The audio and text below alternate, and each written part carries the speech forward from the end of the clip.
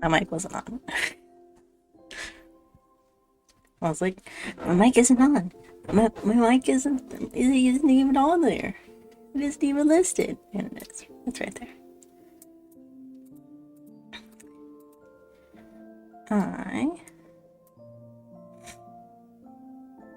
Excuse me.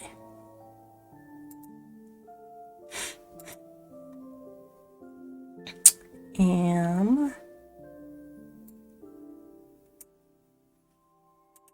rearranging some stuff real quick. And grabbing something to put on Cloudbat.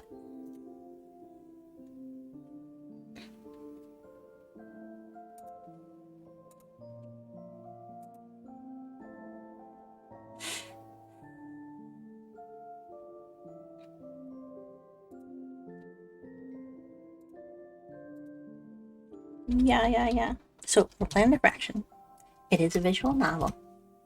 Very exciting. I haven't played visual novel in like a few months now.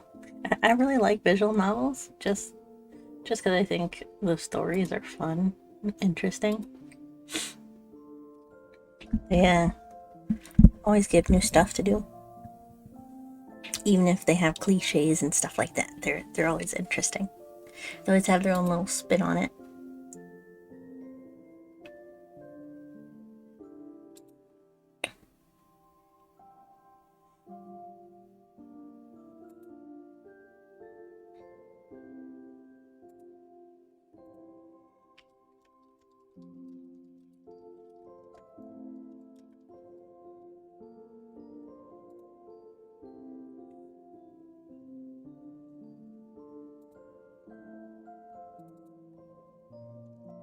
Alrighty.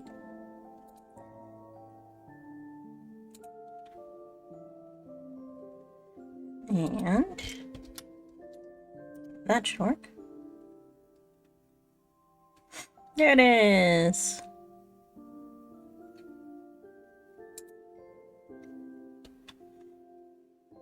I'm gonna pin it. I'm gonna pin it.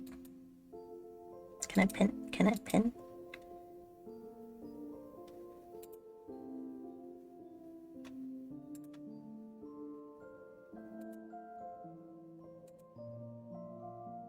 There it is.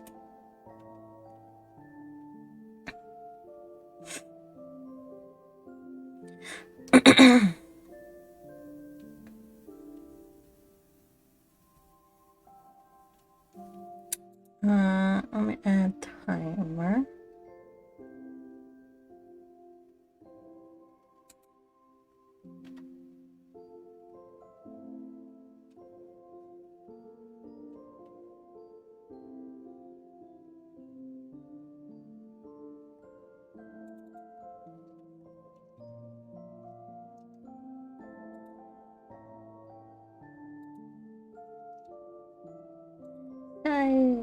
I've also turned on one timer and one more for the game. Wonder if this will actually work the way I think it will.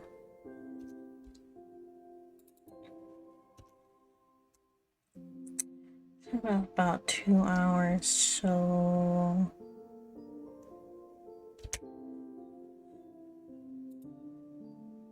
maybe? No, there it is.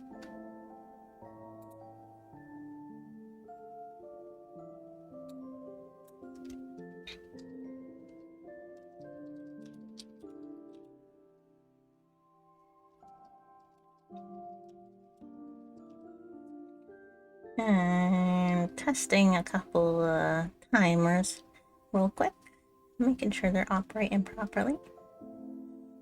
I did check the game to make sure that you could see everything. That's why we're in the minimal layout rather than the usual one with the goal and all of that listed on it.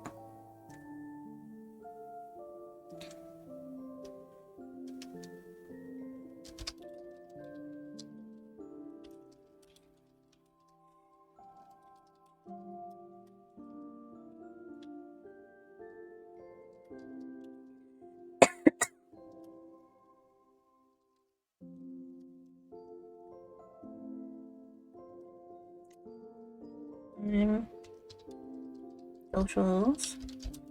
And what's the one I just added? Game.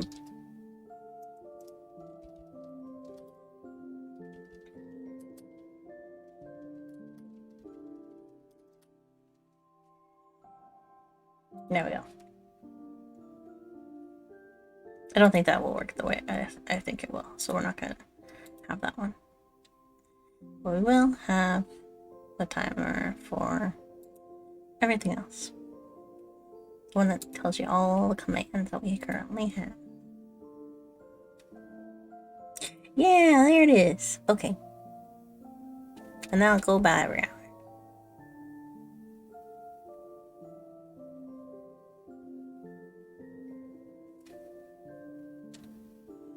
The BGM one is turned off right now.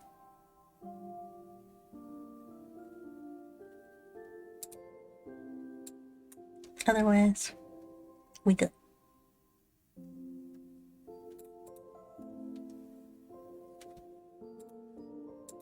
Wow, I have more questions. Nice. Nice. Ham is also live. Nice. Okay. I believe I'm also gonna be eating a sandwich. Just for reference. I have water, so hopefully I won't get all dried out and stuff.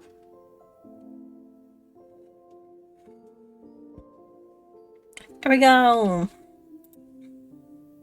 I set all the settings, I think.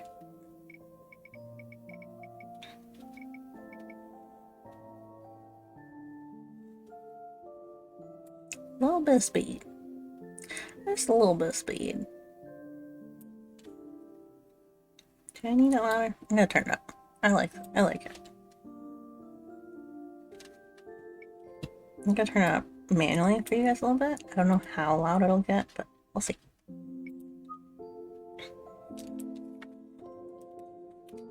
Make sure my water's open. I don't have to open it later.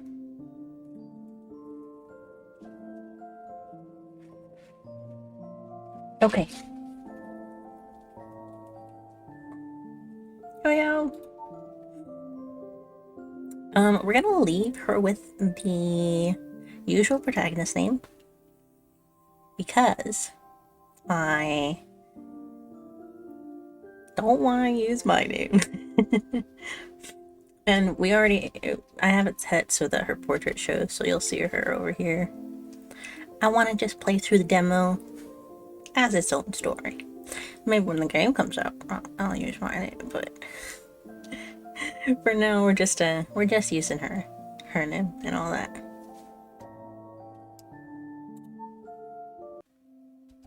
Just realized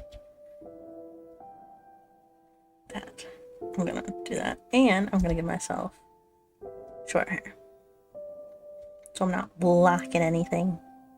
I'm not blocking anything. No, yeah, I'll leave that off.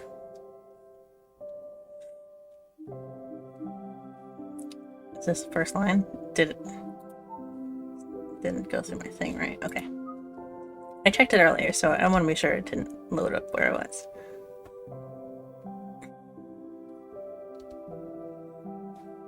I'll leave Fane in your capable hands, alright? Alright. I gotta go or I'll lose the duck. What? You can't. And he's already gone. Figures. Came all the way up the mountain and he abandons us to go on a literal wild goose chase. Hey Fane, are you okay with this? I think it was a wild duck chase. Wild duck? That's not really the point here. What is the point then? Never mind. You don't have a camera, right? Or are you just using your phone or something? I'm okay without anything. I'll just watch you. Flash.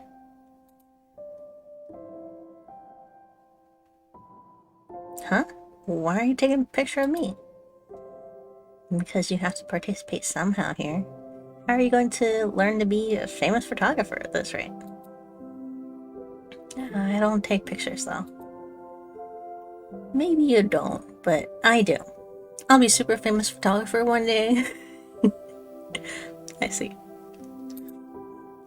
And that sounds cool. I'm sure you'll be great. Are you trying to make fun of me? No, I think you could do it. Oh. What if I said I want to be a well-known influencer too? You'll do amazing for sure. What if I want to be a T-Rex? What then? What if I want to be a T-Rex? I heard they sell those blow-up dinosaur costumes in the next town over. Oh jeez. Miss April? Miss April. Oh, oh, the background. Oh, that's a nice background. I love background art. I'm no good at it, so whenever I see it, I'm like, oh, nice. Huh? Are you alright? But why am I daydreaming at a time like this? I...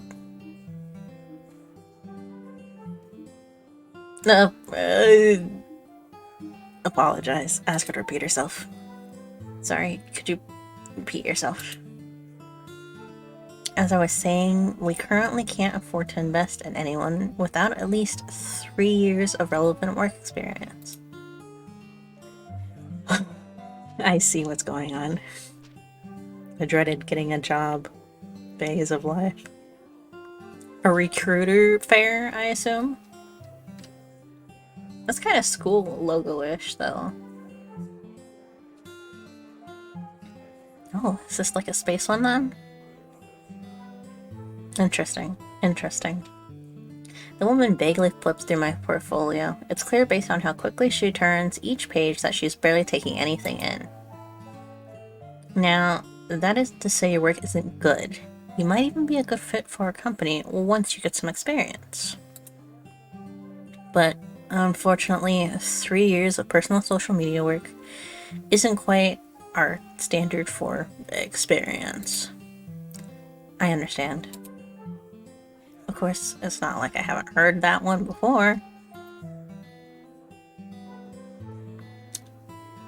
Dude, this guy's silhouette is incredible. I don't think I can explain how much I love this silhouette. Why is my mic turned up so much? Oh my gosh, hold on.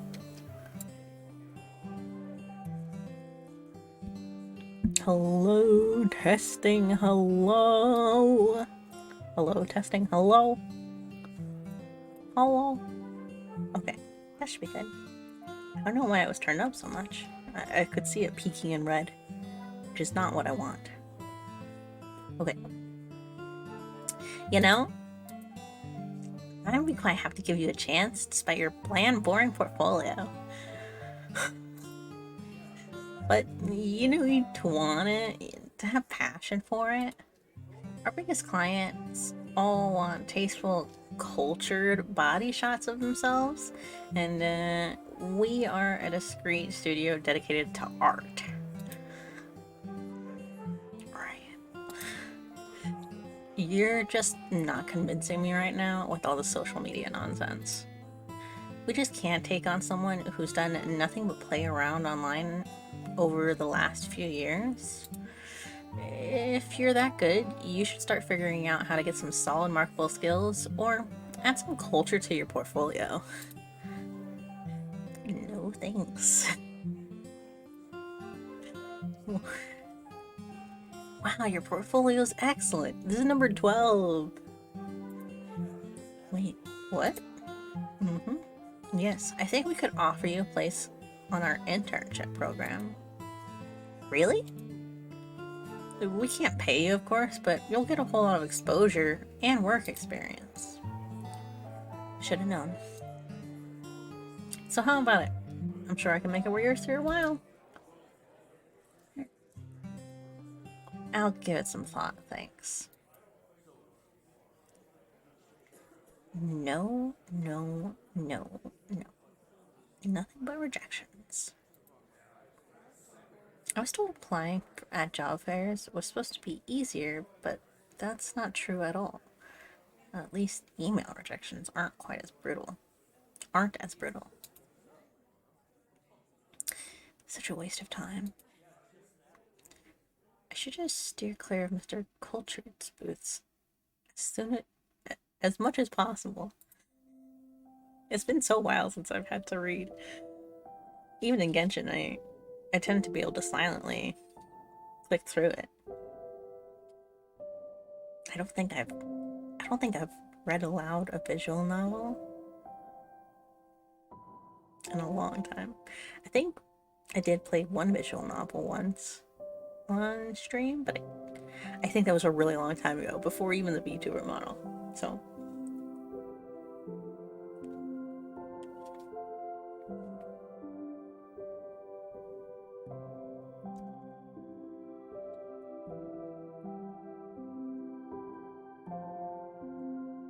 all I needed a bow.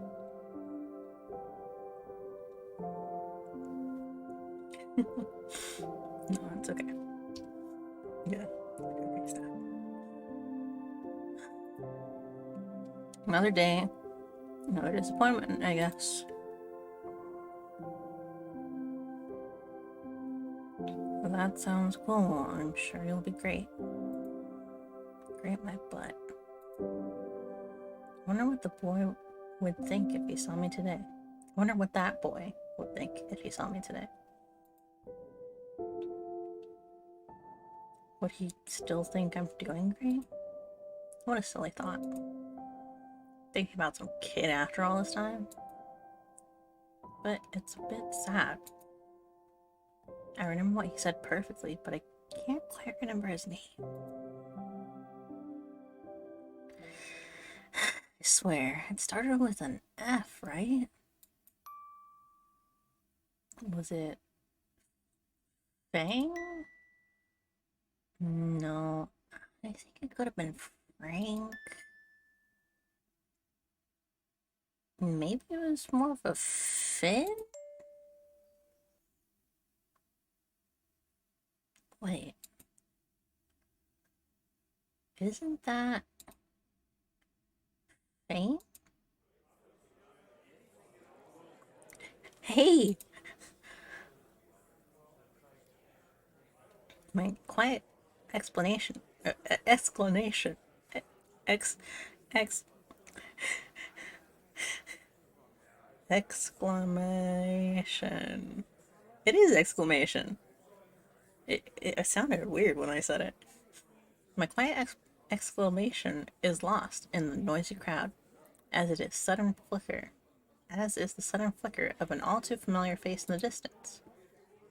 Without realizing, I take a few steps forward. It can't be. Fane? Why is he here? Why is he here? Where has he been? Did he look different? A million questions surface, but before there's time to think about any of them, I'm already running after him. The crowd around me blurs while my focus stays on the spot he last stood. Only in the rush, I'd forgotten to look where I was going. Wait, ugh. Hey, watch it. Ayo. And pretend that I didn't see that. You can't see it, but on my screen there's still a little bit of his stomach showing. It was very funny. Oh, damn, did I knock him over? The man I collided with utters a panicked curse as his things clatter to the ground around him, and he was holding a coffee. Oh, what a waste. Oh, okay. A few startled people nearby also quickly back away, eyeing us with a mixture of surprise and concern. Nice picture, nice picture, nice art. Clap, clap, clap, nice art. There's no time to worry about this. I have to get up. I sweep up my drop portfolio and ready myself to run once more when...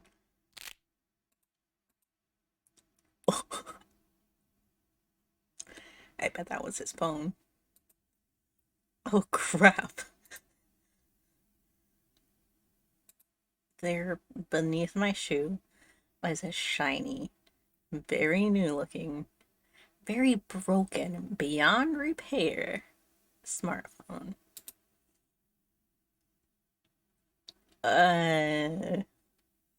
This choice may lead to major changes in relationships between characters.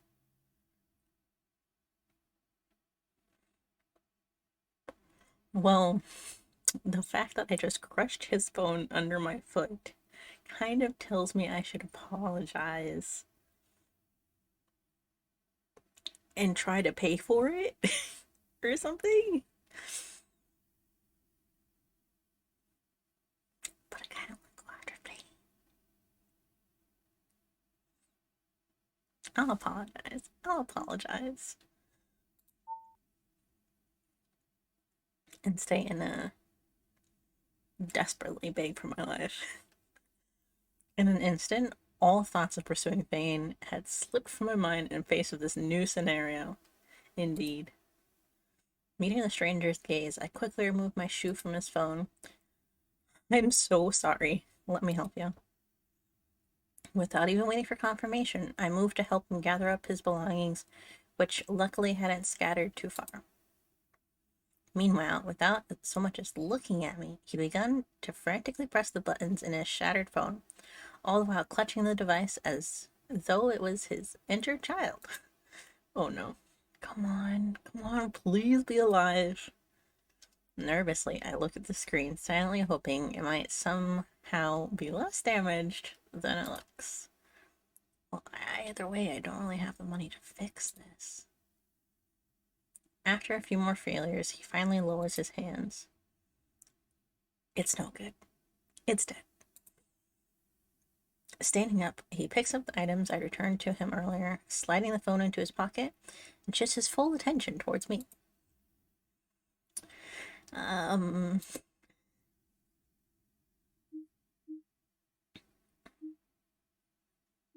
asked him how much the phone was worth. I mean, I wouldn't have stayed around to see if it was okay if I didn't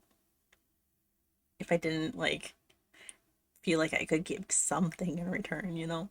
Like even if I don't have the money to fix it, maybe I can buy him a new coffee or something.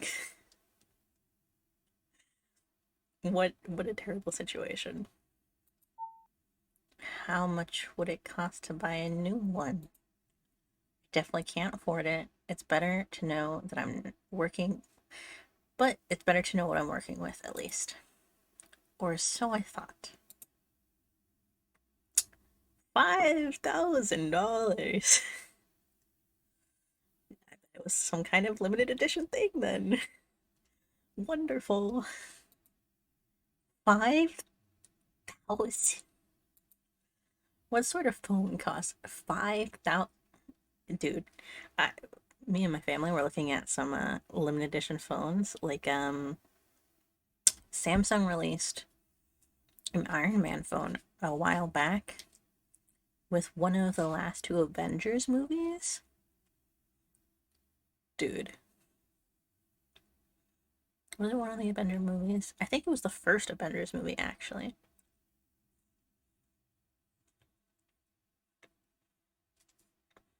Those things are like thousands of dollars now.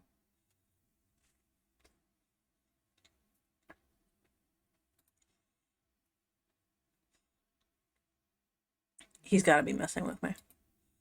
Then again, his clothes are kind of expensive. You making a joke or something? I've never heard of a phone that costs that much. Nope. I stare at him for a moment. Is he really being serious? I'm sorry, I don't have that kind of money. Is there any other way I can make up for this? Let me see. He makes a show of thinking for a moment. How about he begins, but all of a sudden we're interrupted by a shout. Hey, hen, come over here. Oh, over here. Voice calls out, and a stranger before me, and the stranger is blah blah blah blah blah. A voice calls out, and the stranger before me instinctively turns to look in the direction of the voice. The direction the voice is coming from. Hey yo, he's got cute friends! Dude. They're all so dressed up. What the heck? I wonder if they know that cultured guy. Two new people emerge from the crowd, a woman clutching a brand name purse, and a boy waving his hand in the air to get our attention. Are they... He's got his phone. His phone has Pac-Man. I couldn't think of the word Pac-Man. That's adorable. It's like off-brand Pac-Man though. There's 2 green ghosts, and I assume 2 gray ghosts? It's still cute though. It's great. Are they friends of his? You get lost or something? We've been looking all over the campus for you. You didn't answer your phone either. Sorry. My phone got smashed, so I didn't get anything. He holds up his cracked and dead phone in emphasis. Damn, that sucks. Yep. Everyone waits a beat to see if Hen will further explain what happened, but he doesn't elaborate any further. He simply shrugs.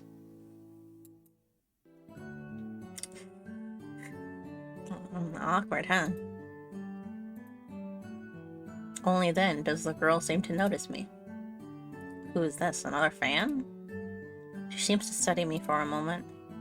Fan? Should I feel offended? No, I'm just the person that broke his phone. I'm... Possible new collab. Huh? Hank cuts me off suddenly, sending the most suggestive winks to the other two. It must have been enough because they nod understandingly. Wait, what collab? What does that mean? Gotcha. We'll head back to the gym then. Join us after you're done. Done? With what? They're clearly not trying to include me in this conversation. Without providing me even a single shred of further context, the two walk off to the other end of the auditorium. And turns back to me as if nothing happened. Alright, let's go. I have the perfect idea. Without so much as waiting for further confirmation, he'd already begun to move, clearly expecting me to follow.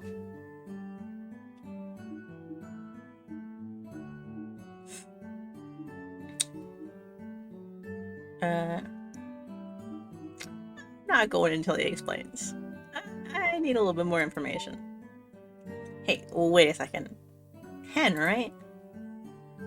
Hen turns towards me once more. Excuse my burp. I'm eating a sandwich.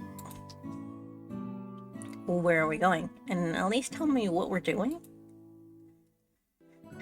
I'm not just going somewhere when I have no idea what's going on. It's Hendrik, but Hen is fine. As for where we're going and what we're doing, we're going to the store so you can buy me some candy. Candy. I hadn't thought it was possible to feel any more confused than I already did. I don't understand. Is this another joke? Nope. We're going to the store so I can buy you candy? Yep. The store. Down the street? Mm-hmm. He continues to smile at me as though this makes perfect sense. This makes no sense at all. Am I missing something here? This has to be some sort of prank. Was he lying about how much the phone was worth? But even then, I don't understand any of this. Hold on, let me check something. Oh, okay, I can use space. I don't think I read that line. I don't think I read that line. Okay, he was heading in the direction of the exit, closest to the store at least, so maybe he wasn't lying about that. I can't think of how much he could possibly pull there. Maybe I'll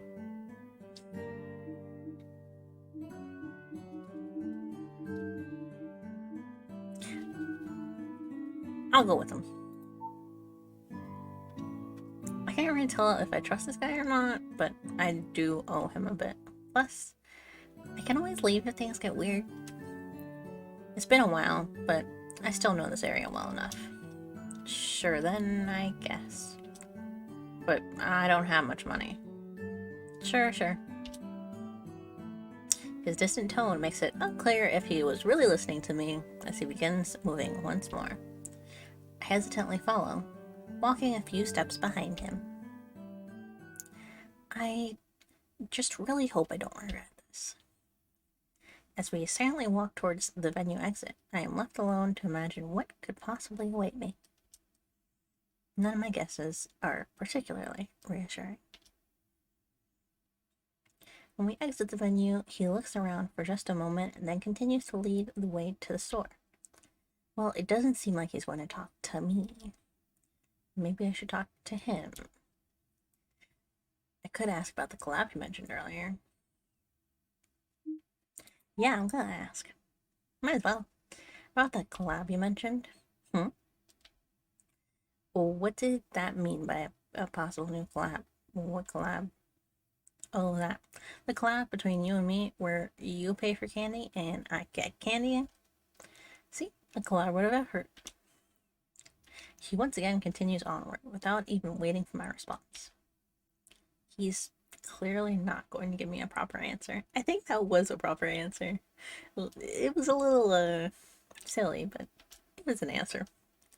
He's walking in the right direction, at least. Ayo, Pocky. Ayo, ramen. What do we got? Alright, on the left side, we got banana Pocky, I think. Strawberry Pocky. Chocolate. I think that's double chocolate. And then the regular Pocky. Don't know what the leftmost top shelf is. I don't know what that big box is. Underneath that, maybe some cocoa beans. I don't know what the things next to them are. I don't think that they're chocolate, though. Maybe chocolate covered something, but I don't know exactly. And underneath those are ramens. I've definitely seen those ramens before. I think one of them's probably, what is it? Not Shin, but oh, it's like a black seasoning ramen or something like that. Spicy. This is definitely the store. Before I can even contemplate what happened next, Hen has already wandered off, swiftly vanishing into the more distant aisles. Okay then. I slowly follow after him. Turning the corner, I spot him already crouched in front of a shelf lined with a variety of gummies. Ooh, a gummies guy. I can't do gummies. They mess with my teeth. I guess we're really doing this now. He looks at me as I approach, and immediately extends a selection of packages in my direction, an expectant look on his face. Hold these. I soon find my arms entirely occupied by a large pile of candy. What am I, your shopping cart? With his hands now freed up, he seems to stare at the candy selection seriously for a few moments. Apparently torn between a pack of multicolored bra gummies and what appears to be a foreign brand of whale gummies. Ooh. I bet I know which ones the whale gummies are. Or sort of like. What do you think? Blue whales or tree frogs? This is probably the most serious look I've seen from him so far. Oh, I would have seriously chosen the the blue whale ones, I'll be honest. Because if they're like the shark, the blue shark ones, then they're really good. That means that they have like blue blue on top and then a layer underneath of like cream gummy. It's really good. It's fantastic.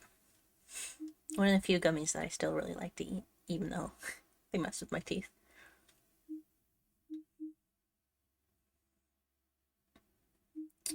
Let's go with, why not both? Just get both.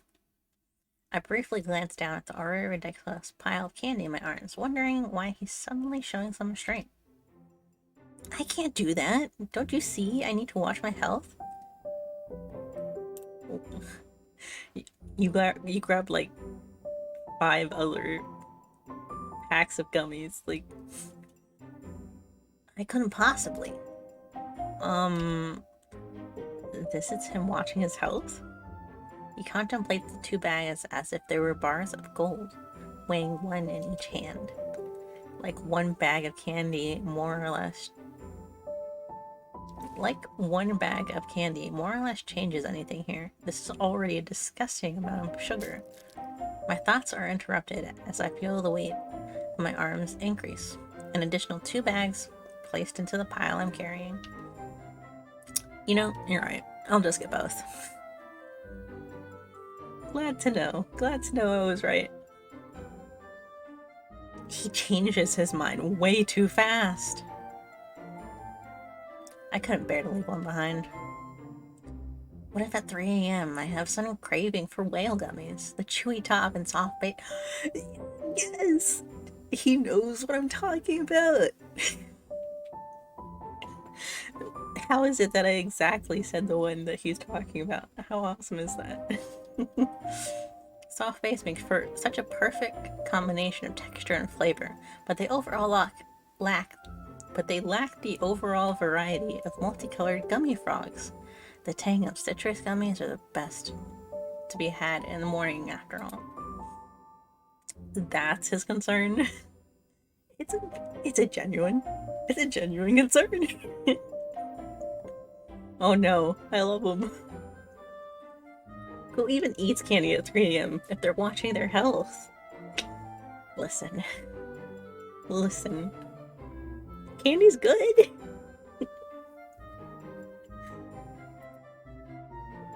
It'll be safer this way. Oh yeah, definitely safer. Great. I have no idea what I'm supposed to say to this. And so, I don't. Instead, I begin to count up the total cost of everything I'm carrying. Okay, fine. Let's see here. These would be $3, but this is $11.50, and those $18.75. This is way too much. Something must show on my face because he points at the pile of bags under the gummy whales. I'll pay for these ones. It's fine. Good, great. What was even the point of making me listen to that speech if you're just going to get both and pay for some anyways? I guess I can't complain since I did break his phone. A $5,000 phone. I should probably double check if I actually have the money for even half of this. So, is that everything?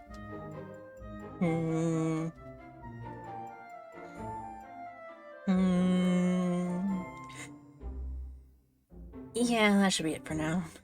Dude, Sam. For now. For me to eat this afternoon, that is. He elaborates, almost a little too accurately in response to my thoughts. Don't worry, you'll be completely debt-free once you've paid for these. I'd almost forgotten about the debt. Wait, you're planning to eat all these at once? Somehow, it was the least important piece of information revealed in this exchange that turned out to be the most shocking. Yeah, why not? The matter was clearly important enough to halt his stroll towards the checkout desk. But he respawns plainly, the question almost sounding more like a statement? You're going to make yourself sick. It'll be fine. This is pretty normal for me. This is normal? Before I can ask any more questions, he once again turns to head to the cashier. I quickly move to catch up with him, soon placing the absurd amount of candy onto the counter. The woman at the cash register raises an eyebrow at Hen, as Hen quickly picks up a few packets he said he was going to pay for. She is paying for all but these ones. He gestures towards me loosely as I begin to pull out my wallet. The woman glances from me to Hen, her gaze linger on him for a good few moments before she begins to scan the items. Hen simply continues to smile, as though nothing is strange here. That'll be 11:35. Would you like a bag? Returning my attention to the cash register, I find the woman giving me a patient smile. Yes, please. Remembering what I was doing, I resumed digging out the cash from my wallet. So, he begins to speak, but is immediately cut off. No, you're not getting a discount on this. She knew what he was going to say. Seems like they know each other. My questions are given no answers, as the woman doesn't even spare him a glance, as she continues packing the candy. Him doesn't seem to pursue the matter. Finally, having freed the remainder of my coins from the recesses of my wallet, I hand the woman the money. Thank you. She counts the change and then gives me another smile as she hands me the bag. Why did I mess that up so badly? As she hands me the bag before turning to Hen. I stand by the counter as I wait for him to complete his purchase, which appears to be a quick affair, without any further bartering exchange. Okay, let's go. Hen gives me a short, expectant glance before beginning to head outside. Have a nice day. Thanks. Tearing my gaze from the cashier, I slowly begin to follow Hen outside. I find him standing next to the entrance, not too far off, and I hold out the bag of candy. He takes it from me, placing his pile of gummies inside. So what now? Well, you said this would be enough to make up for the phone, right? Mm-hmm. He continues rummage through the bag of candy. But you said your phone cost like 5,000, right? And then you said something about a collab? I guess I'm just a bit confused. I kind of assumed he had something more elaborate in mind. He shrugs at that. So this is all then? I'm just off the hook like that? Pretty much. Well, that was easy. One of my teachers used to have a button that was, you know, the commercial that has the red button, and they hit it, and at the end they say, "Well, that was easy," or something like that. We had a teacher that had a button that just said, "That was easy, that was easy, that was easy," every time someone hit it.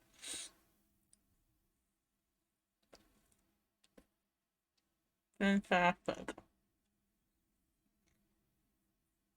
Sorry, I'm eating a sandwich.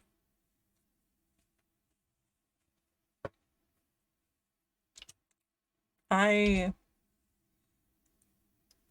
Well, I should get going now. Well, okay then.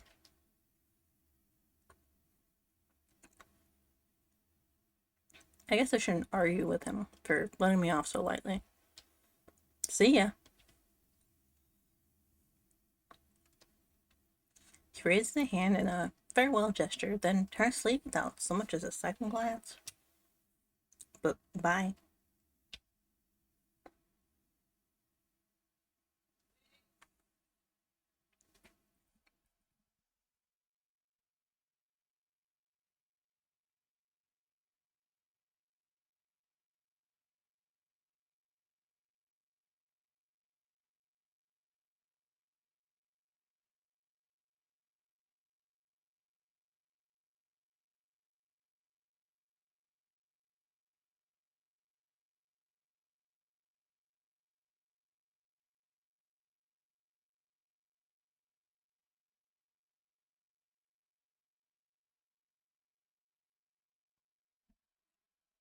Sorry, I was checking something.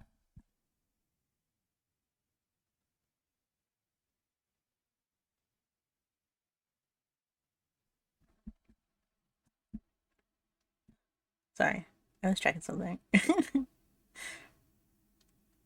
Alright, I'll read the last line as well as this one. He raised a hand in a farewell gesture, then turned his sleeve without so much as a second glance. But bye. And so I am suddenly left alone, standing. I am all of a sudden left standing alone in the street. Well, that was an unexpected adventure. What a weirdo. But I guess he wasn't as bad as I thought. What to do now? I look up at the slowly darkening sky. It looks like it's going to rain. Maybe I should go home while it's still dry out. But I wonder if that was really Fane back at the job fair. Even with all that had just unfolded, the earlier encounter had never quite slipped my mind. Looking back. Hello, thank you. Just speaking when I say hello. Oh, thank you. I'm really enjoying it. I just got finished going to the store, getting candy, and hate to say it, but I kind of called the blue whale candy. We got both of them. It was wonderful. I knew exactly which candy it was. I literally spent time describing it right before he spent time describing it. It was great. Thank you for dropping in. I appreciate it. And thank you for the follow. Alright. Looking back, I could no longer say for sure if it wasn't just a complete stranger, let alone why I had felt so compelled to drop everything and run after him. But somehow... Alright, now we're going back to Fane. I felt bad kind of avoiding him, but I felt bad about the phone. I'm glad it was just candy though, that was nice. With that in mind, I began making my way back towards the job fair.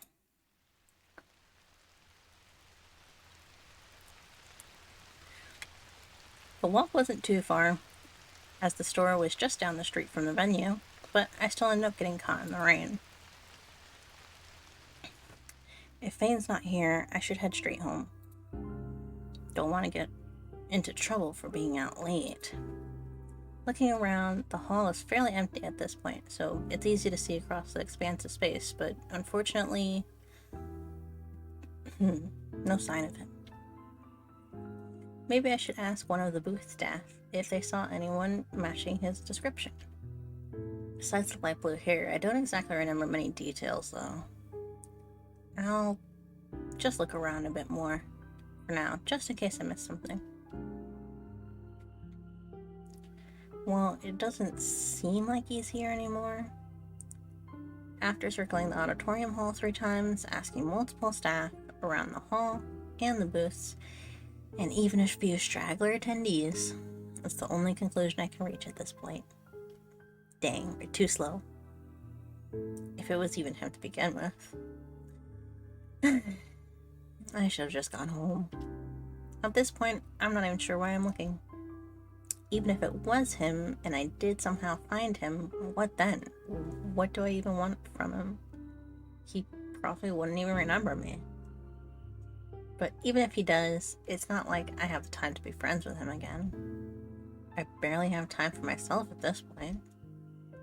This is so stupid. Just as I'm beginning to turn to head home, however, a nearby display catches my eye. Oh? Photography thing? Wait, this is... Without realizing it, I've already begun walking towards the booth in question.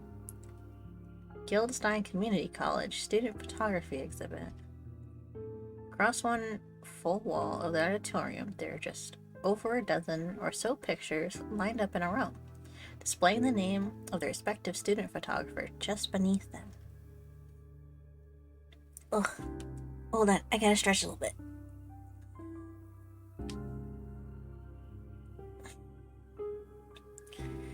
It's almost easy to mistake how small classes here actually are with each picture blown up and taking up a lot more space than normal. than a normal photograph. I remember this. Back when I was considering where to study, my parents took me to see one of these. Though I did end up going somewhere better, so I haven't seen this in years. I can't believe they are still running these. How nostalgic. I was so focused on my job search earlier that I must have overlooked it. I quickly pull out my phone to check the time. I'm already late, so taking a little peek around can't hurt, right? I'm definitely being responsible if I consider this career research, right? Maybe I'll stay just a little longer. Ooh, this one's not bad at all. It's a lot easier to slowly navigate from one image to the next now with a lack of crowds. There's time to check each name carefully before taking a look at their work. This one's pretty good too. Oh, excuse me, I burped. I am eating a sandwich. On the far side of the wall, there was a sign that said exhibit's overall theme was Corners of Daily Life. But the theme doesn't seem too strict since there's actually a variety of photo subjects here. Even then, each picture has its own charm, with edges of talent and anonymous mistakes scattered in between. Let's see here. This one's by Ernest Pickle. An Ernest Pickle, huh?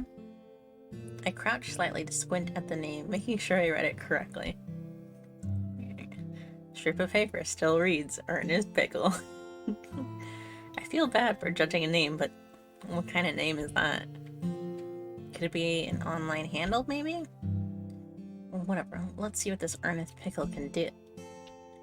Whoa. Ah, it's a little cut art. The picture staring back at me is an incredibly simple one, and one that's very on theme, being exactly the theme itself, depicting a cracked corner of a room. Little motes of dust and debris are the only other visible details in the photo, but somehow it's a little on the nose there, but the use of lighting is so interesting. Among the pictures here, this one has the most unique lighting of the bunch. Whether that's a good or bad thing, though, either way, this person has potential. I'm kind of jealous. I think I double-clicked. Hold on. No, we're good. I take out my phone and snap a picture for reference. This makes me miss being a student. Things were so much easier back then. Dude, for real. Speaking my language. Everyone had the same goal and drive, and that it was easy to forget a passion for photography work. I think I messed up that one. Everyone had the same goal and drive that it was easy to forget a passion for photography work isn't the norm. I guess we all have to grow at some point. Hopefully these students enjoy it while they can. I look down at my phone to check the time once more. Crap, it's already 6:30 p.m. Dad won't be happy if I'm late for dinner again. Well, if I hurry now, I can still make it before it's dark at least. Maybe if I run. And so, I began making my way to the building exit, and from there, out onto the rainy streets. The walk back home is relatively short and an uneventful one. Soon enough, I am standing at the entrance of my parents' house, contemplating how best to explain my complete lack of success at the job fair to them. I guess no matter what, they'll find out sooner or later. I might as well bite the bullet and get it over with. Turning the key, I push down the door handle. Oh, I like this house. I like this layout. I love little entryways. They're very nice. They're always kind of cozy, but also, like, so when they're open just enough, I feel like they're a good space to just hang out in. Just stand and talk. Even if it's just the entryway. If they're done decorated a little bit and they're not like completely empty, Like you're walking into an abyss of zero personality. Like in modern homes, some modern homes just they have no nothing to the entryways, and it makes me kind of sad because like everyone's gonna see your entryway, even the person delivering like a package when you open the door. So I always think it's interesting to see entryways. I'm sorry, I just went on a tangent about entryways. Okay, here goes. Entering the house, I quietly close the door behind me, taking off my shoes before proceeding to walk down the now rather dim hall. I hear the muffled sound of TV coming from the living room. I guess they must have already eaten. Quietly opening the door, I peek into the room to see my father sitting on the sofa, watching what appears to be the news. I'm back. He looks over at me curiously. You're late. Yeah, sorry about that. I got held up a bit. Better not tell him about him. Seems like it. You're soaked through. So, how'd it go? Find anything? Not really. I wasn't what they were looking for, I guess. I see. He pauses as he looks at me, seeming to consider his next words carefully, before finally relenting with a short sigh. That's okay. We can talk about this tomorrow morning when your mother is back from her shift. Get some rest for now. You look tired. And make sure to take a warm shower. Dry off completely before you catch a cold. All right, I will. I pull the door shut slowly. Good night. Night, sweetie. Well, that went better than I thought for now. I can't tell the family situation. I can't tell. That was too short of an interaction. I make my way to my room, dumping my jacket and bag next to the door before collapsing onto my bed. Oh, I like her blouse. I like her blouse without the jacket. It's very nice. Very cute. Oh, my neck's so stiff today. I wonder what Mom and Dad will say tomorrow. I told them I'd try my best to get a job, but look at me. All I got out today was a load of mean comments and some guy asked me to work for exposure. Maybe that one booth guy was right. Maybe my portfolio's just bland or something. So depressing. Come on, think happy thoughts. I'll just have to work on making my portfolio even better, so they'll have no choice but to hire me next time. Who am I kidding? That's what I tried to tell myself before the job fair, yet today was even more a disaster than usual. What a day. Can't believe I forgot to watch where I was going. Let myself run into the king of gummies like that. Not to mention I ended up trashing the guy's phone. Was me buying him some candy really enough to make up for that? He seemed totally okay with it, though it was kind of difficult to tell if he was being serious. Not that it makes a difference now, I guess. I'll probably never see him again. Speaking of which... I should definitely let the whole fame thing go. I wasted all that time going back to look for him, but I still found nothing. Was that even him in the first place? He looks so different and stays here their whole life. My brain hurts just thinking about it. Hold on, I'm gonna actually yawn in a second.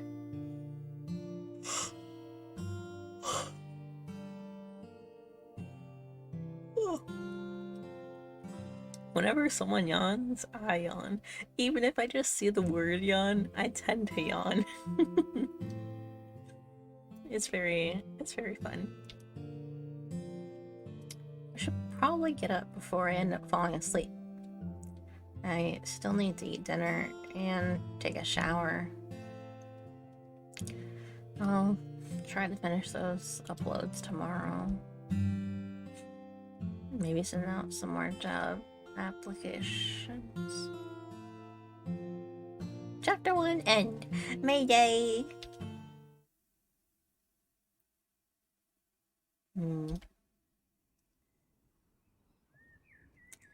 Is it morning already?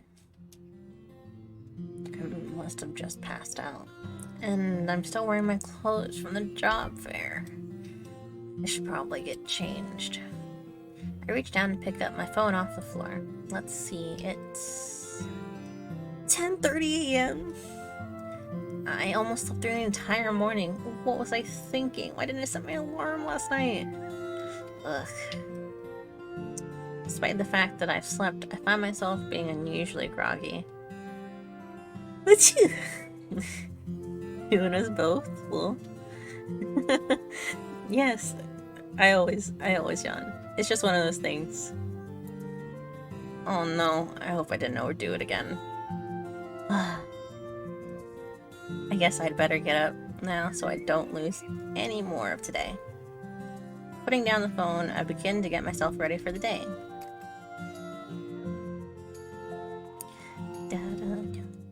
Oh, there's a little drawing on the fridge. Oh, there's a little picture. There's two. There's three.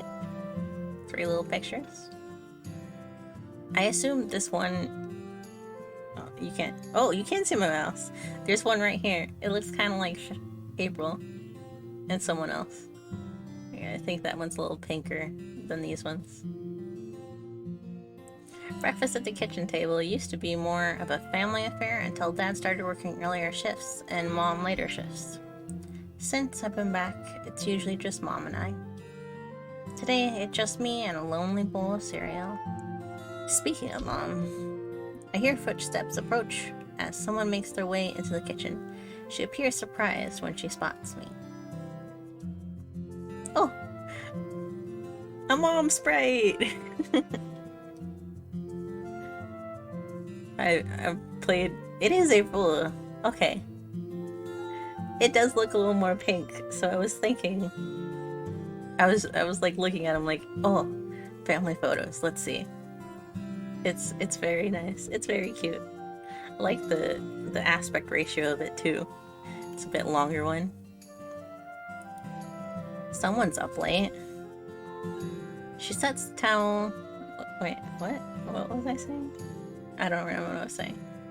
Oh, I've been playing visual novel games lately, and so many of the moms and like caretaker characters don't have sprites. They're just the black shadows. Like, if they're even the black shadows, sometimes they never even show. They just have their text. Oh, it's so satisfying to see a mom. She sets down a stack of freshly washed tea towels on the counter, filing them rather sluggishly into the kitchen cabinet. I overslept. Better not have been up all night again. You know what I've told you about those late nights. Sitting in the dark room, staring at the computer screen. She starts off on an all too familiar tangent. I know. Look, I didn't stay up all night, okay? Though I was back pretty late, I guess. Are you sure? She looks at me with concern. You're not looking too good. I avoid her gaze, proceeding to eat another spoonful of cereal. That's Mom for you. Even after an entire night shift and barely any sleep, nothing gets by her. Ever since I can remember, she's always been able to tell when there was something wrong with me. It made faking being sick to get out of school virtually impossible. Definitely want to avoid that too. We want to treat the parents as proper characters. Nice. I was playing Olympia Soiree, and I was so sad that they included her caretaker so much. She has like tons of scenes with her caretaker, and they didn't have a sprite for her, but they had a sprite for the little mascot character who was in like half as many parts. So it's very nice. I like it. It's a good choice. I wonder if maybe I really am coming down with something. In the midst of grogginess, I've been unable to shake In the midst of the grogginess I've been unable to shake, I feel the faint pangs of a headache coming on. I'm fine. I'm just tired from yesterday. Or so I try to tell myself. She looks at me carefully for a moment. Whether or not she believes me, she seems to decide to let the matter go, changing the topic. Speaking of yesterday, I heard from your father that you weren't able to find a job this time either. She seems to hesitate before breaking the awkward silence that had followed this statement. I know it's hard, but maybe it's time to let go of that internet stuff and look for something a bit more stable and realistic. You've been trying to make photography work for 3 years already, but we don't mind supporting you as long as it helps. But I'm worried you're limiting yourself a bit too much here. Look, it's not like I don't know this isn't going well at the moment, but what do I even say to that? She's completely right. This is clearly going nowhere. No matter what I try, I just can't seem to dig myself out of this rut. All of my attempts to find work since I moved back in with my parents have failed. And my social media career has been a downward slope for months now. I should have pivoted weeks ago, found a job at a restaurant or store or something. But I just want to give it one more shot before I give up. Oh, I feel it. I'm stretching right now, but I feel it. I feel it so much. I'll make peace with it after that, somehow, maybe. I really don't want to think about this right now. Can we just talk about this some other time? Quickly finishing the last bites of food, I get up from my seat. I need to get some work done. Mom looks at me with concern for a moment, then nods shortly. Of course, we can talk about this later. But please give it some thought. Sure. I've already given it some thought, but there's no point in arguing right now. Guess I should get some work done. Just as I'm beginning to head out the door, however... Oh, April? Could you bring me any dirty laundry you have? I'm about to put a load in the wash. Oh, sure. The moment the door closes, I let out a short sigh before slumping down in my seat. I glance at the pile of clothes from yesterday, remembering my mom's request. Guess I'd better get these to her. Gathering up what laundry I could find, I made my way out to the laundry room. Mom? For a moment, I couldn't spot her from behind the pile of clothes I'm carrying, but then... Mom?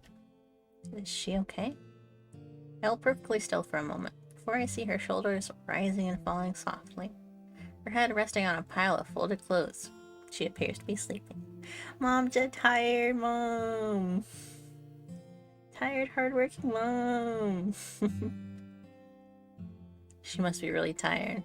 But this isn't a good place to be napping. Dude, my mom falls asleep in this one chair all the time, and I'm like letting her sleep a little bit, and I'm like, actually, that's probably not good for her. I always end up waking her up. I do my best to gently wake her up. April? Oh dear, I must have fallen asleep. It's hard to tell if the smile she directs at me is forced, but she slowly begins to pick herself up. I guess her shift last night must have been pretty rough. Ooh, mom choices? I can do the laundry. No problem. I should have done my laundry last night anyways. I wanted to get more job applications out today, but I can't just leave her like this. Why don't you get some rest and leave the laundry to me? She clearly wasn't expecting that, as for a moment, she looks almost awake. It's okay, I've got it. You have work to do. Really, it's fine. I can work later. I can do work later as well. Despite a clear look of reluctance, she finally gives in with a nod. If you're sure. Alright. Thank you. With that, I get started on the pile of clothes. What's that sound? The washing machine hums so loudly in the background that it was almost impossible to hear the scraping plates in the kitchen.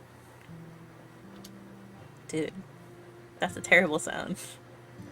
Don't tell me. She's doing the dishes! It wasn't a terrible, like, sound effect. It's a very loud sound. Like, the sound of laundry is kind of ominous sometimes. Like, the swishing and washing of it. It's very surprising. Especially in the middle of the night when a dog pukes on the bed and you have to change the sheets. Definitely not saying that from personal experience or anything. Sure enough, a familiar figure stands over the sink washing the dishes. Her head dips every few seconds, starting to nod off again. Of course she wouldn't rest. Mom, let me do the dishes. I already got the laundry running. It's only a few dishes, though, and you can know how delicate these ones are. You have to wash them very particular way or they'll scratch. I know, I know. I gently do my best to wrangle the chores from her as well. She, of course, puts on the usual fight before relenting once more. The pattern continues. I would finish a chore, only to find that she started another in a half-awake state, till I'm eventually back to the laundry room, hanging the finished clothes to dry. And done. That should be everything. The house is once again quiet, without any rustling noises or of random chores and tasks. I guess she must have finally gone to sleep. Maybe I should head out so I don't bother her. I can always do my work later. I'm gonna burp. I didn't burp. I thought I was gonna burp. I grab my phone and jacket, quietly head towards the front door when... Mom, I thought you were asleep. She already ignores my question, in favor of handing over a wrapped sandwich and a small white container of medicine. A sandwich? For me? When did she even find the time to make that? Remember to eat something, and then take some medicine afterwards. You don't want to end up in bed with a fever again, do you? I'm gonna drink some water.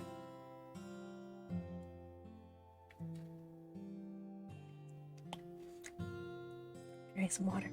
I'm gonna drink some more water. Water's so good.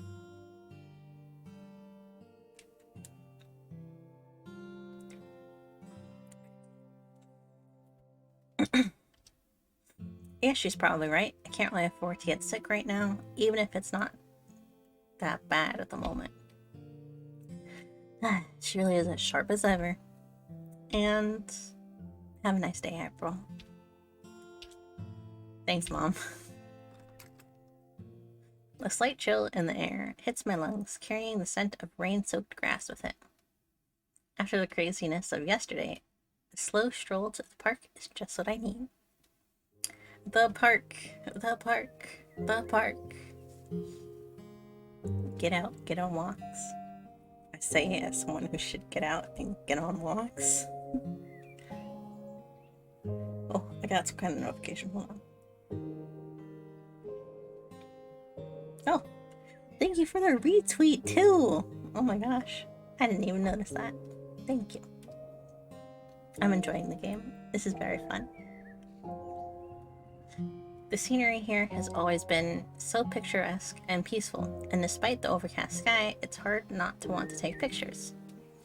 It's been a while since I've been here. It looks so small compared to when I was a kid. I used to play with the local dogs, or even feed the ducks if I wasn't taking pictures. Taking pictures. Ducks! I fiddled with the phone in my pocket thoughtfully. I'd better get started before I lose all the light. Maybe I'll even get something I can post on my social media.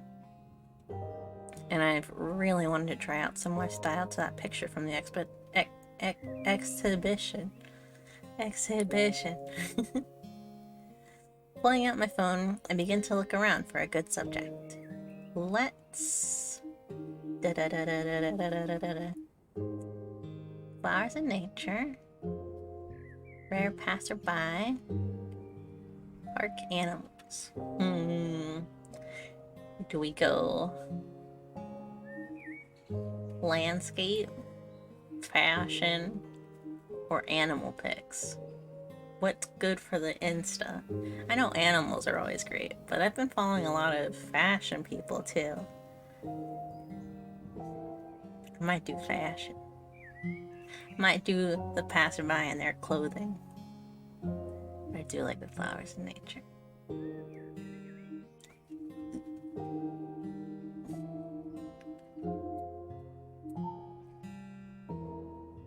Oh, I got passerby. I close my eyes. A certain passerby catches my attention. Walking past me was a somewhat tall lady in a rather chic and fashionable outfit. I politely asked for her permission for photos. I try to find a nice angle as she poses around the park. Nice! That's a pretty chill outfit. With a bit more work, this could work like a nice fashion shoot. Maybe. The photo stays lit up on my screen and I can't seem to swipe away from it. Huh, this isn't quite it. Maybe if I shift my position a bit, lowering the angle. Now if I just lengthen the focal length a bit, maybe with some light editing later. There we go, not bad at all. I find that the photo I've taken looks strangely similar to the one I saw at the gallery. Is this really okay? As I look at the image on the screen, I wonder if I haven't ended up copying the style of that photo a bit too closely. Well, it's not like it's uncommon to learn by studying techniques that other photographers use, right? Yeah, just like in art. I couldn't help but recall all the assignments in university that revolved around one study or another. I'd even posted several of those before without much concern. It's been a while since I've come out with a photo that I'm happy with. I really feel like I might actually be getting somewhere with this.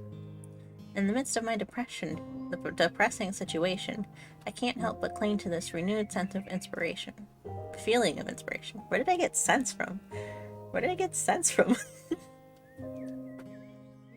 And so I decide to indulge it for now.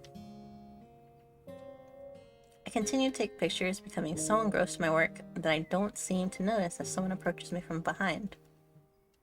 April? Ugh.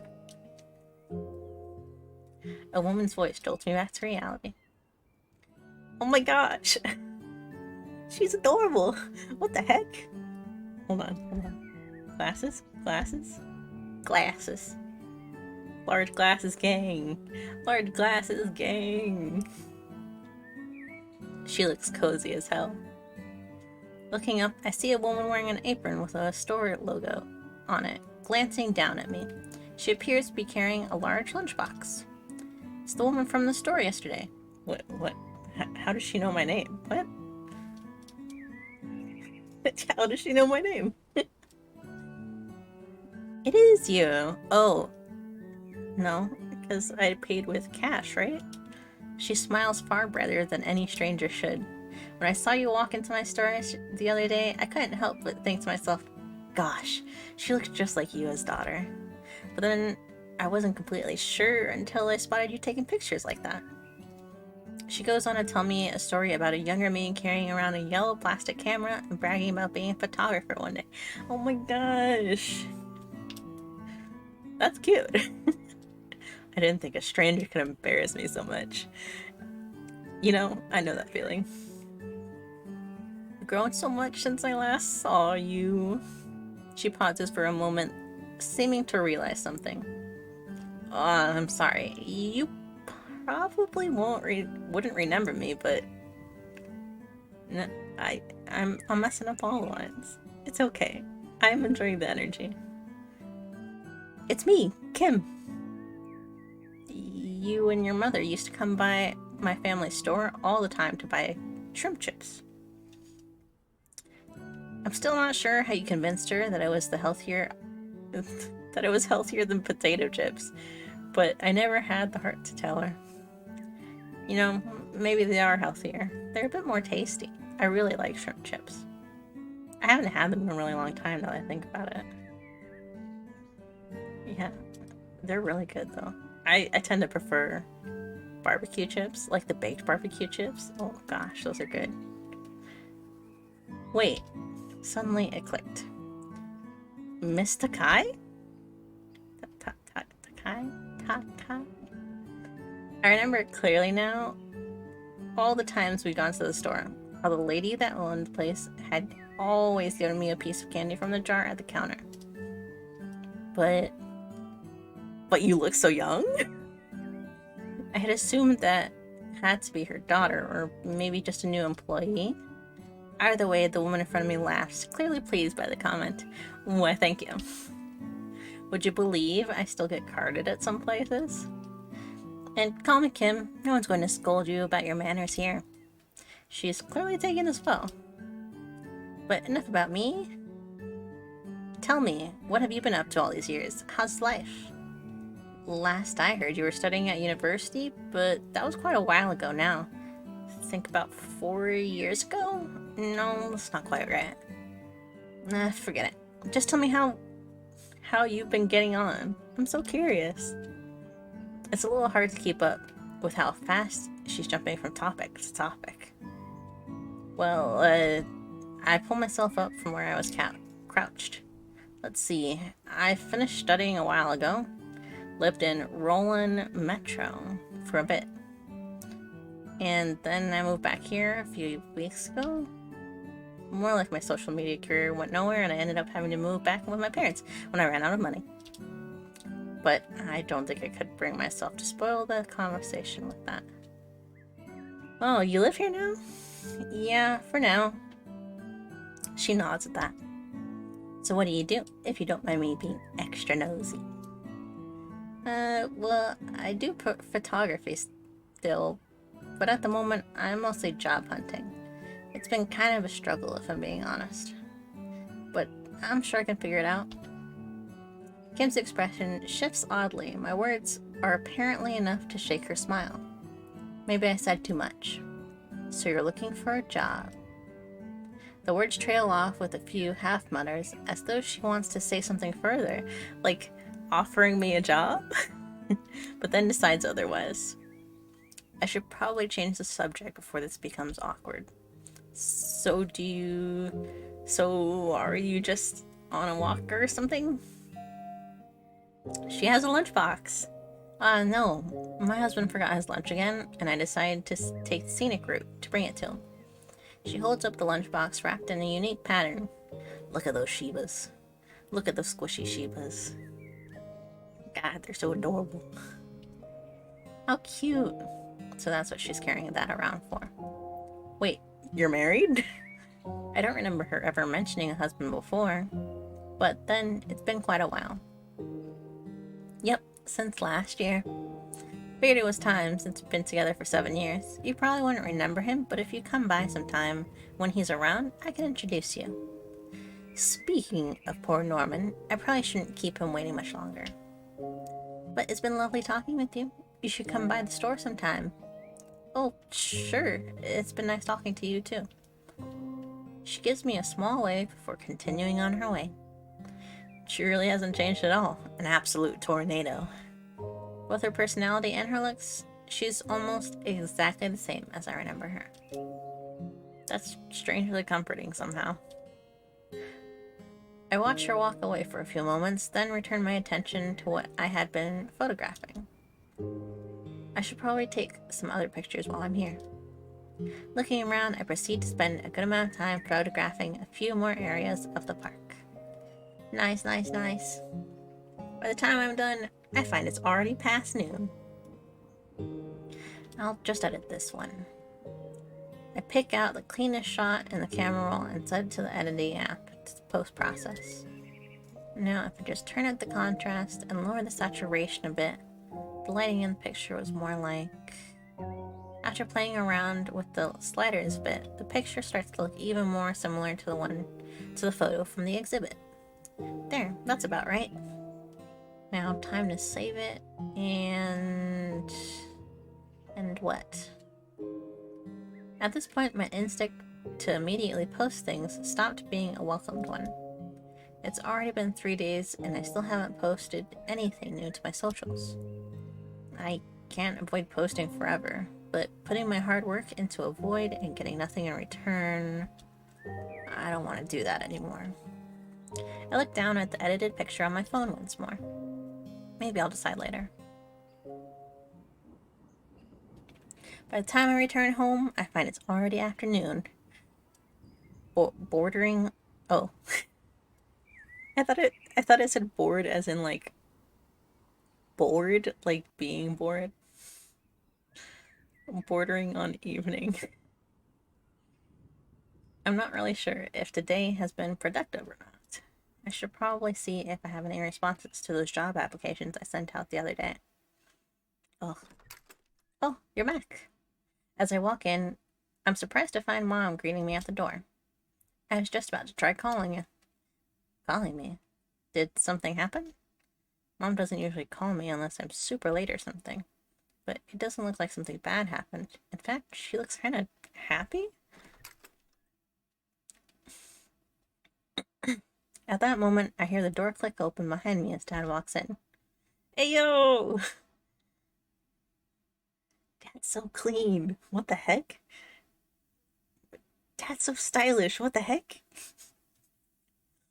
I just heard the good news. Congrats, sweetie. I knew you could work it out.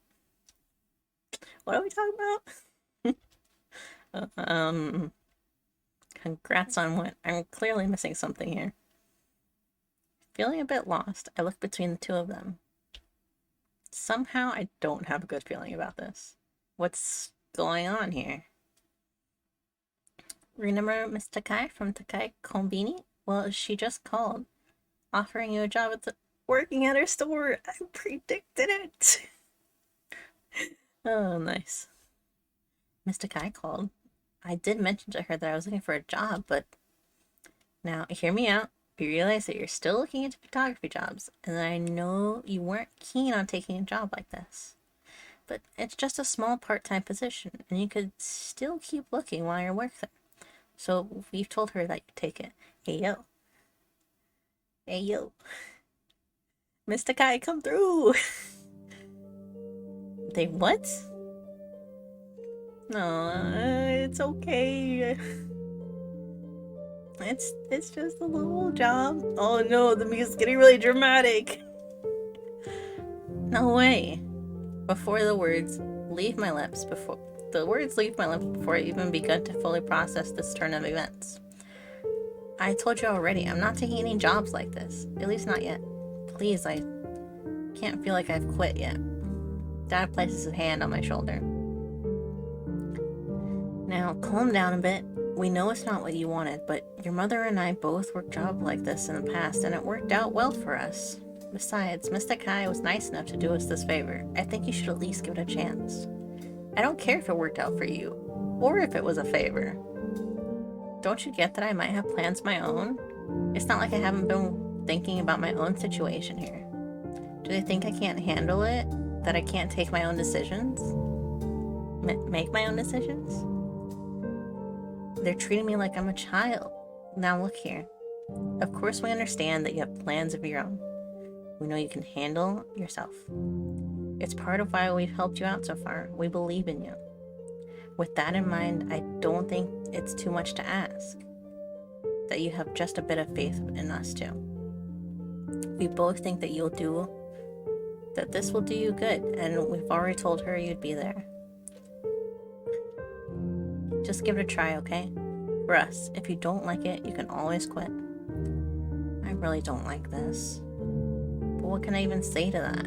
No matter how you look at it, I owe them. They're even offering to help me pay my debts now. This isn't right at all. I don't agree with what they did here, but I can't just say no. Everything that's been happening is my responsibility after all. Fine. Good kid. Come on then. Pats me encouragingly, quickly ushering me towards the door. What? I look between the two of them, trying to find an answer. Miss Carr said she'd sort you out. She'd sort you out if you come down to the store this evening. You hurry up now. You probably still get there early. Wait, I didn't agree to going there now. The earlier, the better. And with that, I was out the door. They practically forced me outside. Good luck, sweetie. We're proud of you. Door closes, and I am left alone outside in the dimming light in the evening streets. I stand around for a moment, attempting to process what just happened.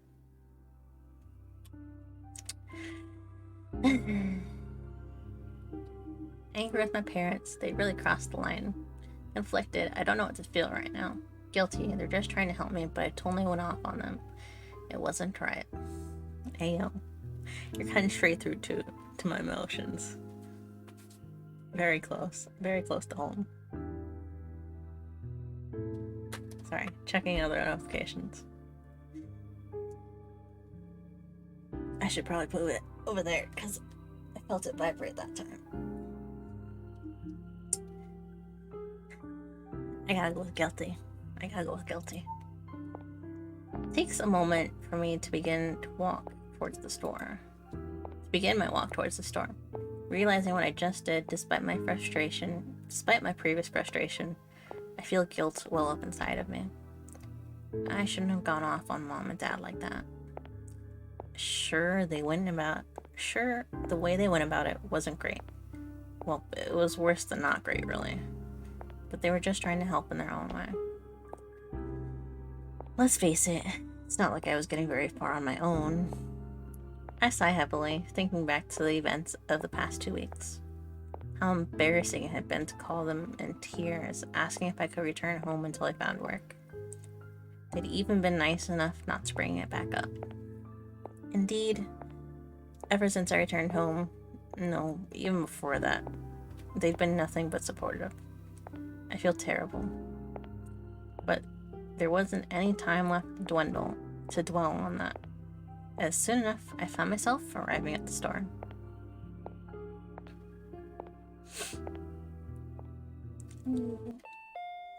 Oh, was that the evening shot? The evening background? Ayo. This poster? How was that the first thing that I saw? I think it was the neck tattoo, I'll be honest. I'm just staring at it now. It's pretty nice. I love the backgrounds. All the backgrounds are very nice. I'm enjoying them. Ew, donuts? How we got? Pretty clean. One of them is all gone. I'm guessing that's the most popular flavor. Probably. That's very cute. Oh, it's so cute. By the time I arrive, the sky is darkening and the store is almost entirely empty. Kim is standing by the counter, and upon spotting me, she greets me with a smile. April, there you are.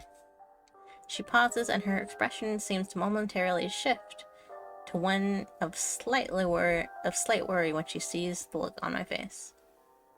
What's up, kiddo? You have a change of heart about accepting the work? She chuckles good-naturedly at her own joke. Accepting. Actually, I should probably go ahead and tell her, shouldn't I? I feel bad just accepting her money when I can't bring myself to look like I want to be here. It's only right for her to know what she's getting herself into by hiring me. Well, if I'm honest, I kind of don't know if I want to accept the work. Huh? Wait, but they may sound like you were so excited about it earlier. Something happened? Well, my parents kind of accepted this job without asking me first. They didn't talk to you about it. Did you even know about my offer? I probably wouldn't have taken it if I'd known. Not that I don't appreciate you doing me a favor, of course, I do. I just thought you should probably know. Kim's eyes linger on me with an indiscernible expression. She seems to snap into a decision. Okay. Okay? Well, you don't have to take the job if you don't want to, of course. It was an It was an open offer, not a demand. Oh, okay. Thank you. Kim's smile is bright and reassuring without a hint of disappointment. If we're taking the time to be honest with each other right now, I actually jumped the gun like a loser. I wouldn't say you jumped the gun like a loser. I wouldn't say that's jumping the gun. Or being a loser. It was actually quite a boss move. Stretching again. I keep slumping down closer and closer and closer. I thought I was being proactive, so I put you down in the next schedule and sent it out. I wanted you to be able to start right away instead of waiting 2 weeks. I feel bad. It seems like she was really just trying to help me out. I'm sorry. Don't apologize, kiddo. I played myself this one. What to do? What to do? Kim starts to tap her fingers against her lip and thought. How about this? Would you be willing to take the position for just 2 weeks until the schedule is renewed? I'd pay you in full, of course. Even a little extra since it's a favor for me. She gives a tiny, sly wink. Then you can head off to wherever you need to go. No questions. Her face shifts suddenly from one of mirth to one of oddly serious, leveling me with a stare. But remember, this is an offer and a favor. You are not obligated to take either. You don't owe me, okay? I just want to give you a chance to make your own decision after what happened earlier. Well, my parents pretty much already think I have this job, so they would definitely be disappointed if I come back and tell them I didn't take it. More than anything, it might be worth accepting this offer just to get them off my back for a bit. It'll only be 2 weeks, too. And I'd get money from it, which I could probably use right now. I'd also help out Kim with her schedule issue. Now that I think about it, this might not be such a bad deal for me.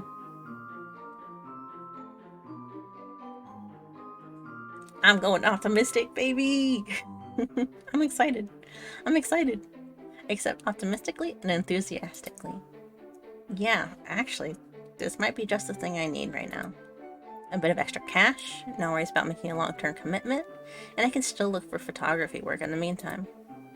I can't say I'm entirely satisfied with how this happened still, but oddly enough, I can't help but feel excited for this.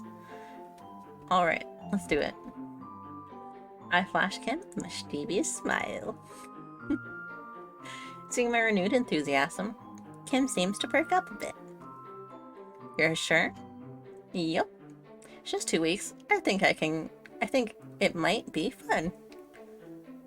Her face lights up even more at this, and she claps her hands together in enthusiasm.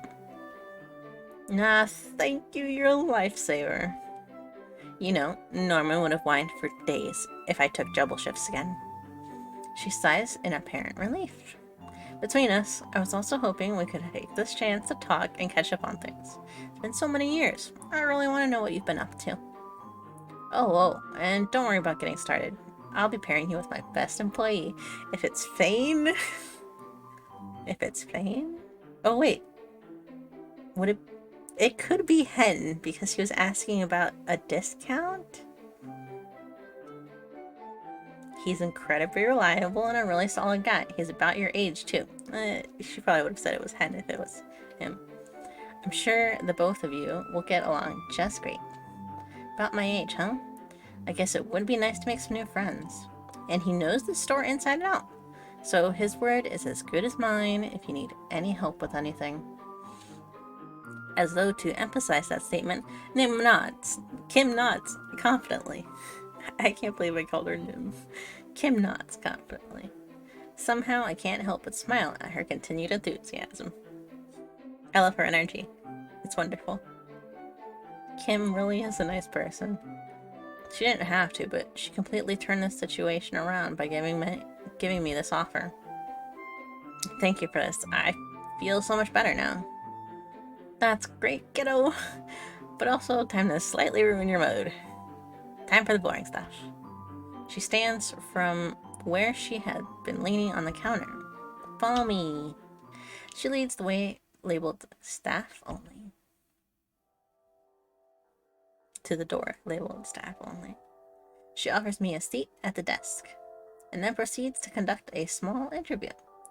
Have I worked at a store like this before? Am I comfortable carrying boxes over 15 kilograms? Am I familiar with certain products? Questions seem to mostly relate to information needed to decide on which task I might be able to be most fit to take, or how much I might need help starting out. I probably won't be much help since my work experience doesn't include retail. Ugh, retail. I can only imagine. I was in guest service for a long time, like 4 years. That was something. I can only imagine retail.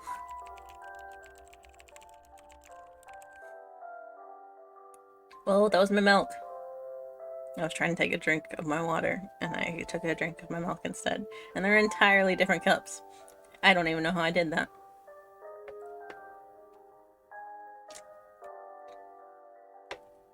Finally, we move on to the paperwork. She has me fill out a form, enters my details into the system, and then she runs me through my schedule. And that's about it.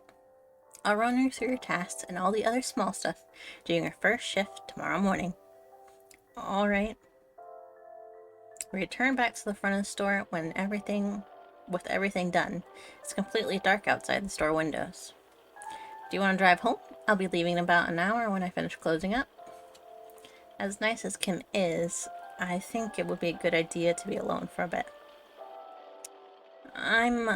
The moment I open my mouth, I feel a tickle on the back of my nose.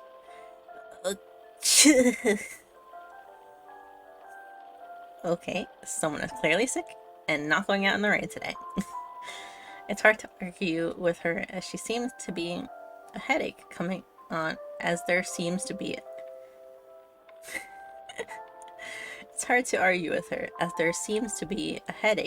on with another sneeze.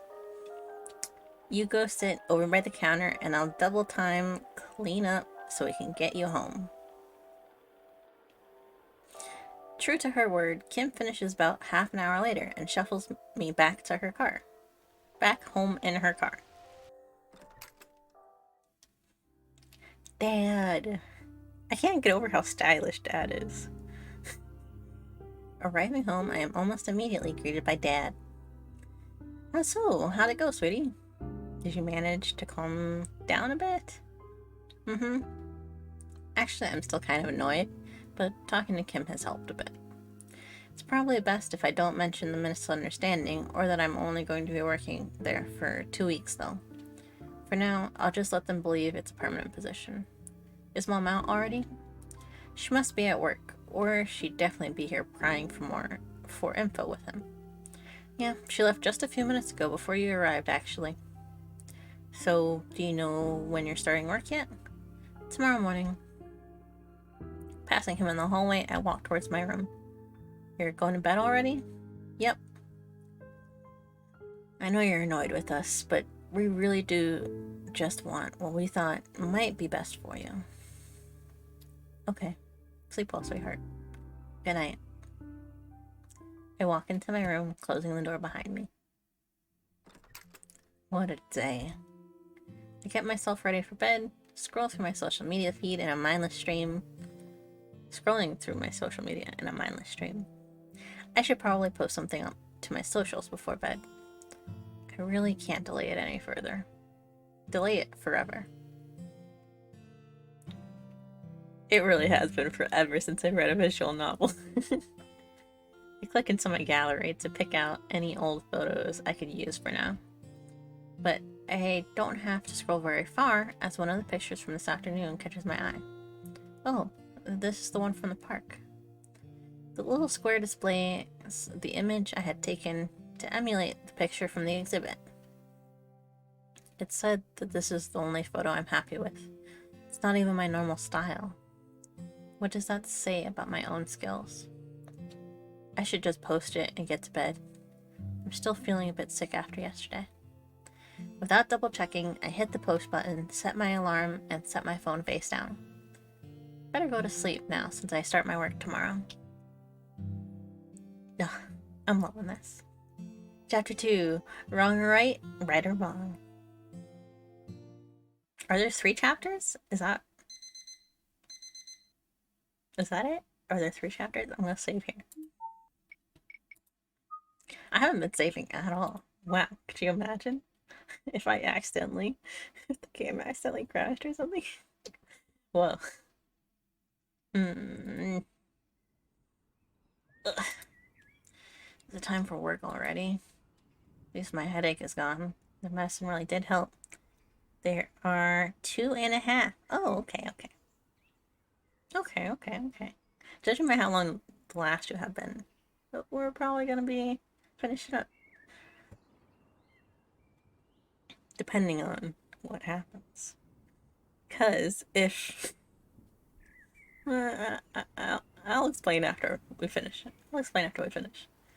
At least my headache is gone. The medicine really did help. Swinging blindly for my phone, I managed to get a hold of it without entirely shaking off my blanket. Yep, it's 7:30 a.m., and I'm already starting to regret this. Being late on my first day probably wouldn't look good, though. I slowly began to pull myself out of bed, getting ready for the workday ahead. Let's go. Oh, I didn't notice this last time, but there's just like a trash bag here. Is that a trash bag? That's the only thing I can assume it is. Maybe an apron that fell on the ground. But it's very emphatic. It's very cool. I'm investigating more of the kitchen now. I just like it. It's so cozy. As I enter the kitchen, I am surprised to catch the scent of freshly cooked food lingering in the room. Has someone been cooking? I look around, only to spot a covered up plate and glass on the counter. A note seems to be left beside it. What's this? The note reads, "Remember to eat. Orange juice in the fridge. Good luck on your first day. Dad." Oh, Dad. Dad cooked me breakfast?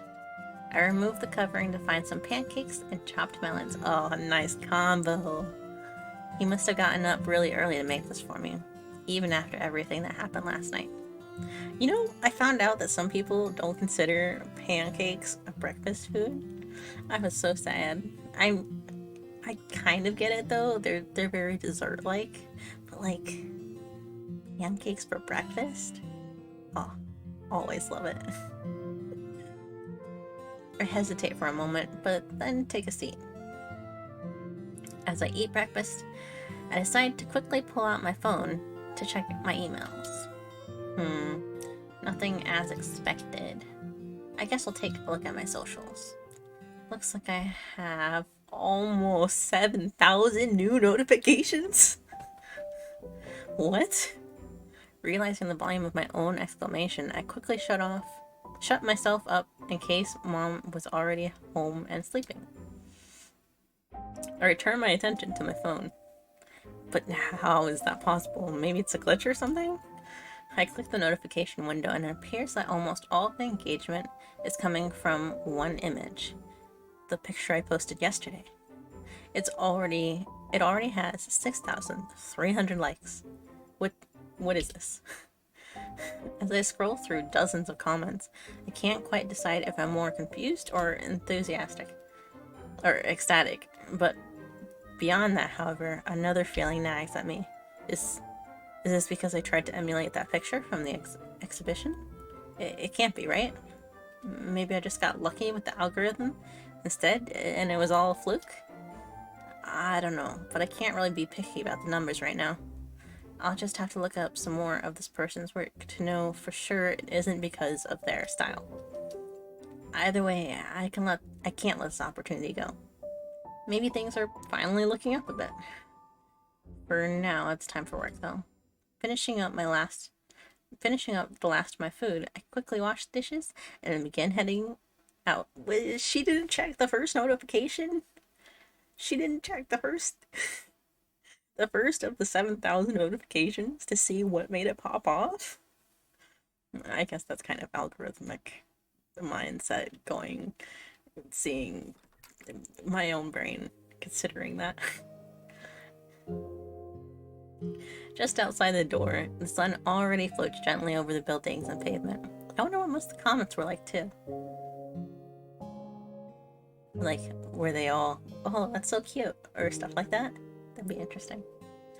Just outside the door, the sun already floats gently over the buildings and pavement. The weather's gorgeous outside. How are the streets so empty? It's a shame I'll be inside all day. But today marks the first day of work. Sunny days are rare enough during spring that... Oh, right, it's spring. It's May. That a few extra minutes outside are worth it, even if it means leaving for work this early. I guess it's like spring heading into summer. Yeah. Yeah, that makes sense with more rain. Yeah. The park is on the way to the store, though. I could probably take that route and soak in some of the sun for a bit. Scenic route, scenic route. While lit differently, the park, much like yesterday, is fairly the same. I continue down the pathways at a casual pace. A light bounced to my steps as I followed the bends and curves. Just then, as I turn the corner, however, my steps come to a sudden halt. The streets have been so empty thus far, I didn't expect to encounter anyone. Ayo, Faye? Ayo, Faye? But there, just beneath a large tree, I catch sight of a solitary figure in the distance.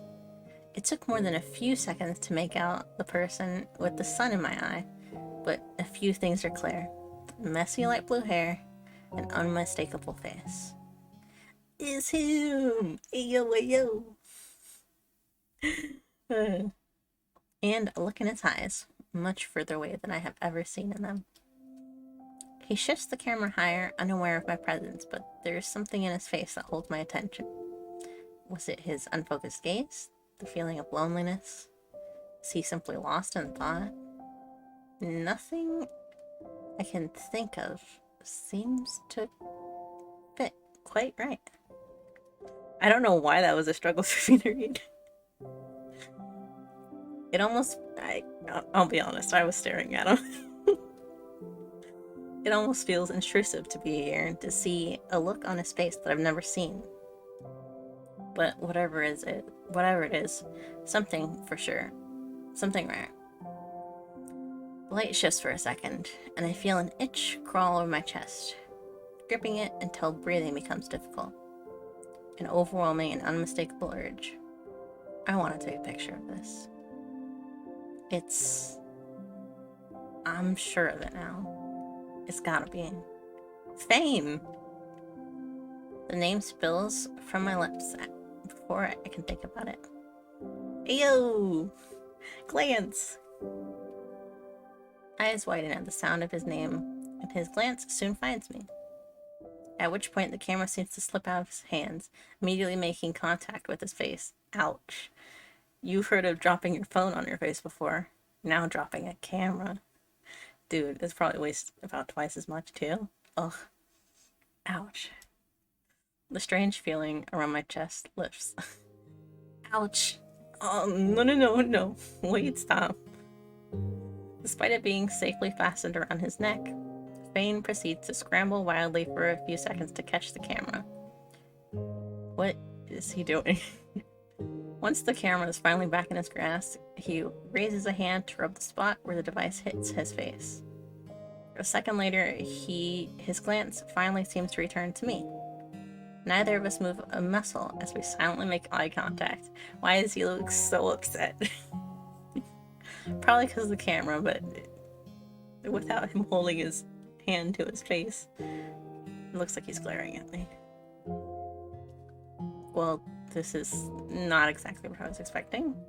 Maybe he doesn't recognize me, but he reacts to me saying his name, so I'm sure it must be him. You are Fane, right? He seems to tense up further. So what if I am? Well, I guess I'll take that as a yes. Is he annoyed with me or something? I guess I did sort of cause him to drop his camera, but it's not like anything happened. It's almost more like he's wound up for some reason. Maybe I shouldn't push him.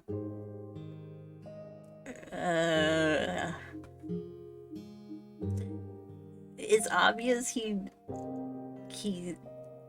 maybe doesn't remember me, and it would be random if he doesn't remember me to say that he's acting weird.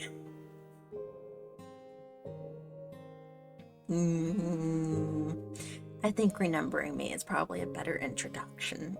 Or reintroduction. Do you remember me? Bane seems to tense up further at my question, and for a moment it looks like he'll answer me. But instead he continues to avoid my gaze as he fiddles nervously with the camera hanging from his neck. Well, this isn't awkward at all. It's me, April. You know that person you met at photography camp that one summer? We went that week paired up. Not even a flicker of emotion or surprise appears with my words. He clearly doesn't remember me.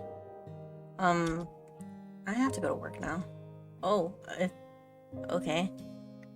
I guess I should be heading off to work as well, but...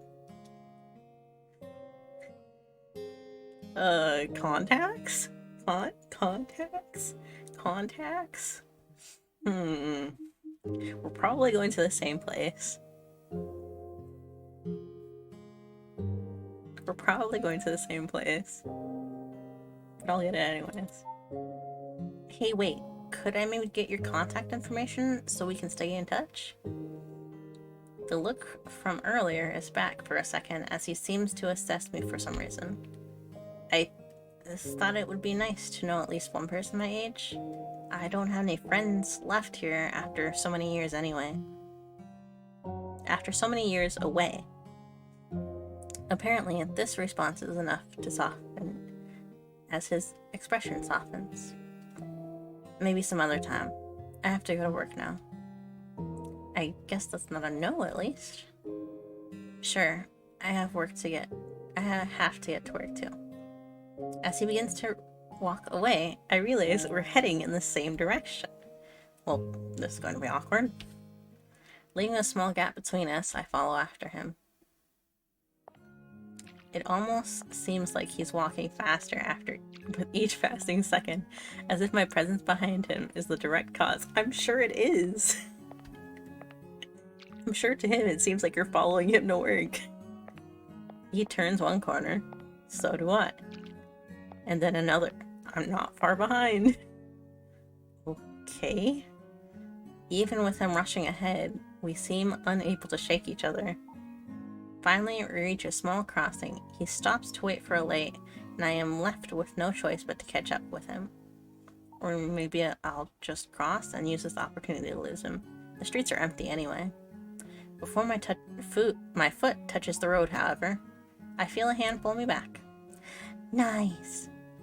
Wait. Huh? I stop and stare at Fane, but he isn't even looking at me. You shouldn't cross when it's red. Is he serious? This has to be the world's tiniest road in one of the smallest towns at the most deserted hour. This is kind of silly, but I guess he's technically not wrong. I'm still early anyways. Okay. Let's go with me with a small nod. We proceed to stand around in silence. Not a single car passes by. Finally, the light turns green, and we both move forward again. Oh... Oh, I'm getting the feeling he's kind of a sweet dork. Another short walk later, we both arrive at the store. Okay, this is getting really weird. He said he was going to work. It can't be. Though it seems like I'm the only one thinking that, as Fane simply proceeds to head into the store, making his way towards the staff access door. Wait, the staff access door? He works here? No way. Well, this isn't going to be an awkward 2 weeks. It doesn't seem like Kim is around yet. I am 15 minutes early, after all. I guess I could look around for a bit. I really didn't get a chance to look at the last 2 times I was here. I decide to mill around the shelves and see if there's any new snacks. Wow, the snacks aisle has really grown. It's nice to see these things getting more popular out here. The snacks? I slowly take my time to look from aisle to aisle until I turn the corner down the chip aisle and come face to face with a vaguely familiar figure. Oh, Hat Boy! Bucket Hat Boy! Oh, it's you! Isn't this guy... You're one of Hen's friends, right? Yep, that's me. Name is Otto. Nice to meet you. With his phone in hand, he enthusiastically gestures to himself, then towards me. I love his phone case. I love the Pac-Man vibe. It's very nice. It's very chill, and yet adorable. And you are... still somewhat caught off guard. I struggle to keep up with all this enthusiasm. And how does this guy have so much energy when it's 9 a.m. yet? It isn't even 9 a.m. yet. Apparently, he seems to interpret my silence as something else. Oh, sorry, I guess I was being rude. I should have introduced myself last time. Must have been weird not know the name of someone you're going to be working with. Huh? What? It's the name of someone I'm working with. But Hen just wouldn't tell me no matter how much I asked. Big mean guy. Wait, what do you mean? Hen's a big mean guy, right? No, the other thing. Are you working with me? Do you also work here? Oh, no. I was talking about you being our newest brand collab partner. I was surprised too, but I don't question the Henbei. Henbei. I love it. Someone with that many followers can't be wrong about stuff like collabs. Collab. Hen. While both things would normally sound rather ordinary by themselves, the combination of the two triggers a nearly forgotten memory from a few days ago. Is this what you meant by collab? But what is this? I never agreed to anything about a collab. And you have a pretty good sense of style, too. I'm sure you'll make us a lot of money. Money? Is this his way of paying me for his phone? Was he just lying about the gummies? Okay, calm down. He mentioned followers. If this guy's roping me into some weird collab, it'd be better to know what I'm dealing with. Maybe we can work out some other way for me to pay him. Sorry, 1 second. What was the name he used? Henbei? Pulling out my phone to do a quick search, I do my best to sound out the name in my head and click the first result that pops up. Ugh. Ayo. 1.2 million? That's pretty crazy. For business inquiries, local fashion and lifestyle source. Hey yo, I just posted a fashion picture.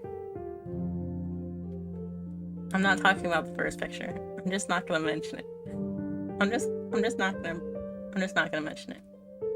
No way, this guy is massive on Diffragram.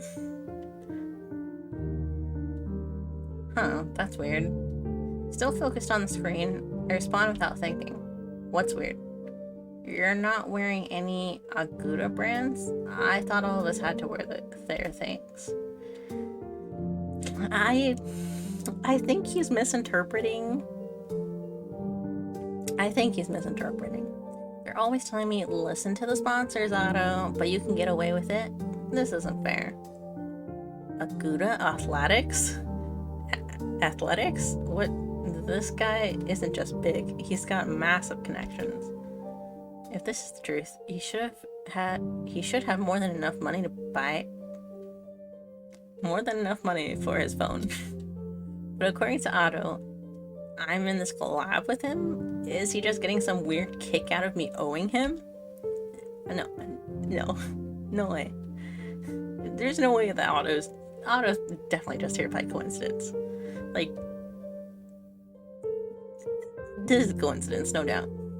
The more I think about it, the more I start to feel anger boiling up inside of me. First the job at the store, and now this? Why am I never getting a choice in anything? I continue to try and make up some sense. A confusing situation, but it's exactly then someone familiar dashes up. Hey Otto, grab a basket. They finally restocked the extra long sour gummy strips. Oh, what are you doing here? After everything I heard, something in his scrutinizing gaze immediately sets off a nerve. I don't know, Mr. Collab Partner. Otto here was just filling me in on all the details about the Aguda collab that you forgot to. Forgot to? Was that a mistype? Was that a typo? Forgot to mention? About the Aguda collab, you forgot to mention, probably.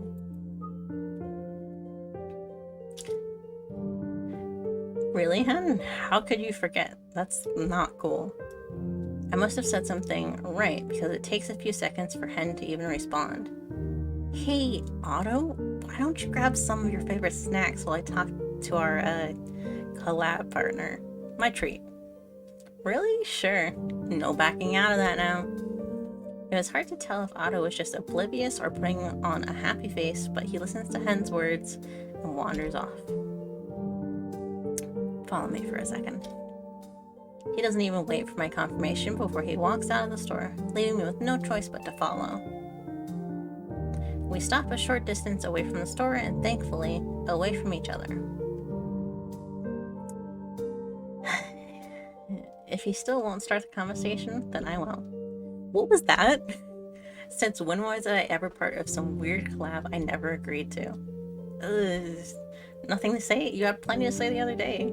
I thought you said I just had to pay for the gummies, and that was it for your phone. Or were you just lying the whole time?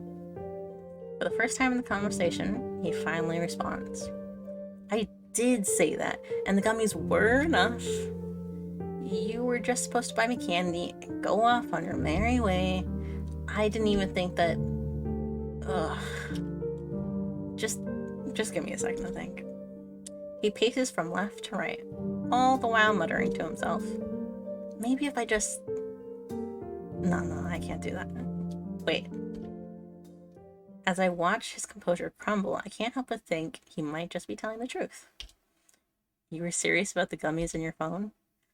Of course I was. There's no point in lying about that. Then what was that back there? Everything about the collab. Okay, listen.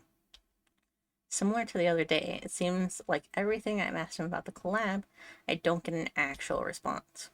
Instead of an answer to my question, it seems like he has other things on his mind. In mind. Do me a solid favor. Just forget everything Otto told you. If he asks, just say that you talked to sponsors and decided to turn the collab down. And if anyone else asks, tell them you don't know anything, okay? So, I'm not part of this collab, and I'm not on the hook for your phone still? Of course not. Huh? So, he was being honest? Yeah! Yes. Yeah. I guess I overreacted. I probably should apologize to him. But wait, this guy, and I assume the other two with him, are massive influencers. Maybe this might just be my big break. I don't understand why we would be blackmailing him. Because he said we were going to be collabing and we aren't? Or...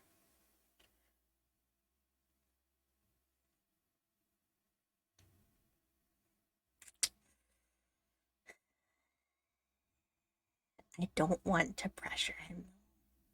I don't want to pressure him. What's in it for me if I do? Fine, I'll do that. It seems like he's combining the store a lot. So it's fun. It's fun. I'll do that. Fine. You kept your word about the phone, so I'll do it. Really? Really? Thanks. I appreciate it.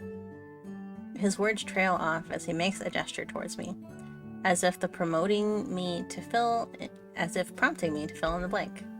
Is he asking for my name? April. April, huh? He sends a little wink my way as he tests out my name. It's just silly. Maybe you're not so bad after all.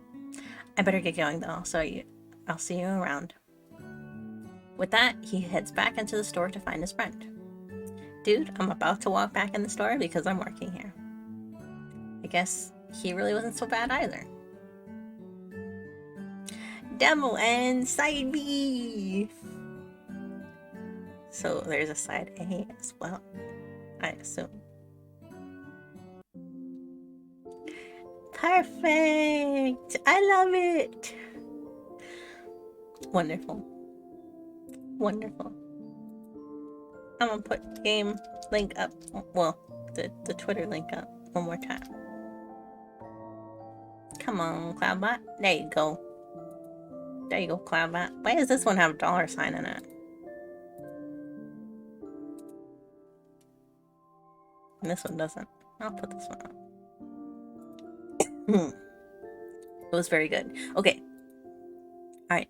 I was planning on switching over to Overwatch, but I had a brain blast in my mind as we were playing through that I could check out another part. I only saved once though. Oh, auto saves! Nice. Okay. Oh, quick saves too. Okay. Good, good, good. Why do they all say day one? They're not all day one, right? 2020. Oh, they're all pretty close together. That's okay. Now, speedrun. A little bit. Play side A, you can get that by going after Fade. That's what I thought. I'm gonna pretend I was listening this time. You don't have any questions? Questions about what? Well, perhaps you're seated elsewhere. Ah, yes, yes. Oh, that's not the same thing? Cultured guy, yeah. Wait, weren't you the girl zoning out just a few booths over? That affected it? How does he know that? Yeah, it's definitely you. Not many people with pink hair around here. What? I'm trying to speedrun and I get judged for choosing to space out? He flips carelessly through my portfolio with one hand. You have no real skills. Duh. Okay. You don't even have to listen to me all the time. We're really casual here. See, you're already doing it. We'll get along great. That was silly. Alright. So long, hen. Which one do I do, though? Which one do I do, though? Do I just totally ignore him? Or apologize and ignore him? I'm gonna be nice. I can't deal with this right now. I need to find Fane. Looking up at the cracked phone, I catch the stranger's gaze and hesitate for a moment. We're not going to replay the whole entire thing. I just want to see what happens when you go after Fane instead. That's the only thing. It's no good. I don't have time for this. I'm sorry. I have to go. I'll come back later. Without looking for a response, I quickly turn to run after Fane once again. Oh, so you end up back at the fair no matter what. no matter which one you were looking for, I guess. Barely evading a few more startled passers-by, I made my way towards the place where I had last spotted him, occasionally catching a glimpse of light blue hair. I ended up finding myself just outside of the venue exit. How is he so hard to catch? I don't even remember him being athletic at all. Despite the fact that I had been running, he seemed to have already vanished in the direction of the park. Finally, where did he go? Oh, what? What's he doing? Until I spot movement beneath a wooden picnic table, as what seems to be a head peeks out over the bench. Our eyes meet in just a moment. What is he doing? Fane? The boy startles. A short thump can be heard as his head met the underside of the table, wobbling it slightly. Ouch. Ouch, ouch. I feel like he's just getting hurt the entire time. Every time he meets you, he's getting hurt. Clasping his head, he seems to flinch for a moment before attempting to clumsily scramble out from under the table. What was he even doing down there? Is he trying to hide? Are you okay? Maybe I should.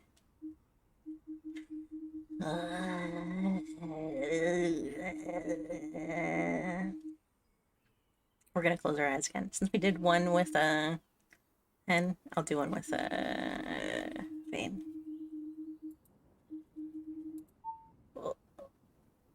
Despite the situation, I stayed back and allow him time to get himself together. I guess I helped. Stood back. Maybe I imagined it, but I thought I heard a sigh of relief from him. Oh, maybe he actually was trying to hide. I wonder why. It only takes him a minute longer to get up, but still he says nothing. You are Vane, right? That's me. So, with his hands on his knees covered in dirt, he now stands upright, an uncharacteristically wary look on his face. Well, that's direct. I really should have thought of something to say before speaking to him. Maybe he just doesn't know who I am after all these years? Do you remember me? He seems to tense up, but instead continues to avoid my gaze. Well, this isn't awkward at all. It's me, April, photography camp, haired up for a week. That week, not even a flicker of emotion. What do you want? Actually, what do I even want? I scrambled through the crowd for him, so what now?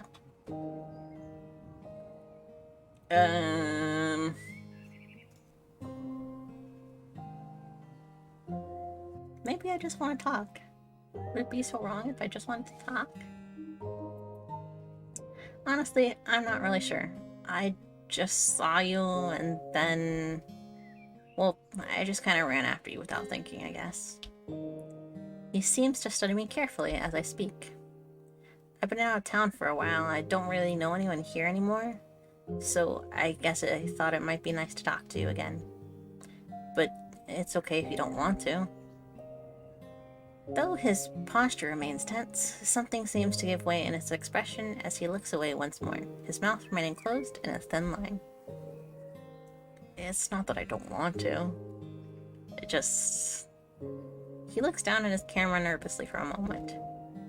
Maybe he's feeling shy. Did I double-click? No, I didn't. If you don't want to talk right now, how about giving me your social media? Or I guess I could give you mine. He looks back up at me carefully. You don't need to message me or anything. I probably won't really have the time to talk much anyway. It'd just be nice to not lose contact again, you know? Well, I guess this probably seems kind of weird to you since you don't remember and all. What am I even saying at this point? I barely have time for myself, let alone for reviving forgotten friendships. He looks at me thoughtfully, before beginning to search his pockets and clumsily digging out a rather beat-up-looking smartphone. Oh. He takes a minute to search for something. Finally, he points the screen at me, a profile page open. Is he Pickle? Is he Pickle? If it says Pickle... Here, I don't know how to do this. Just a sec. Digging out my phone, I note his profile name. Oh, no, he's not. I need to know who Pickle is. Vane 6351. Right, got it. Thanks.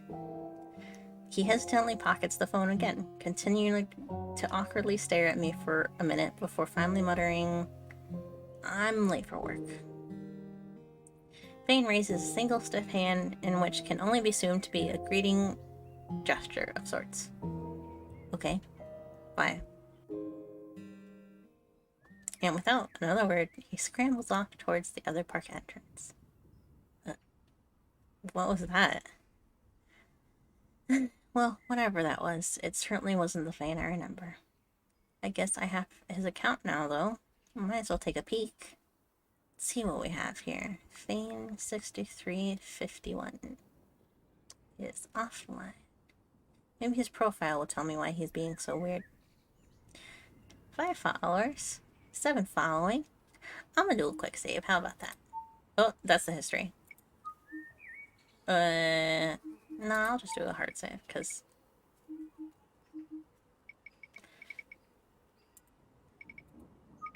Yeah. I was thinking I'd do a quick save, but might as well do the hard save since I don't have any others. 5 followers, 1 post. How does he only have 1 post? 3 years ago. Pet Parent 4. Gorgeous. Oh my gosh.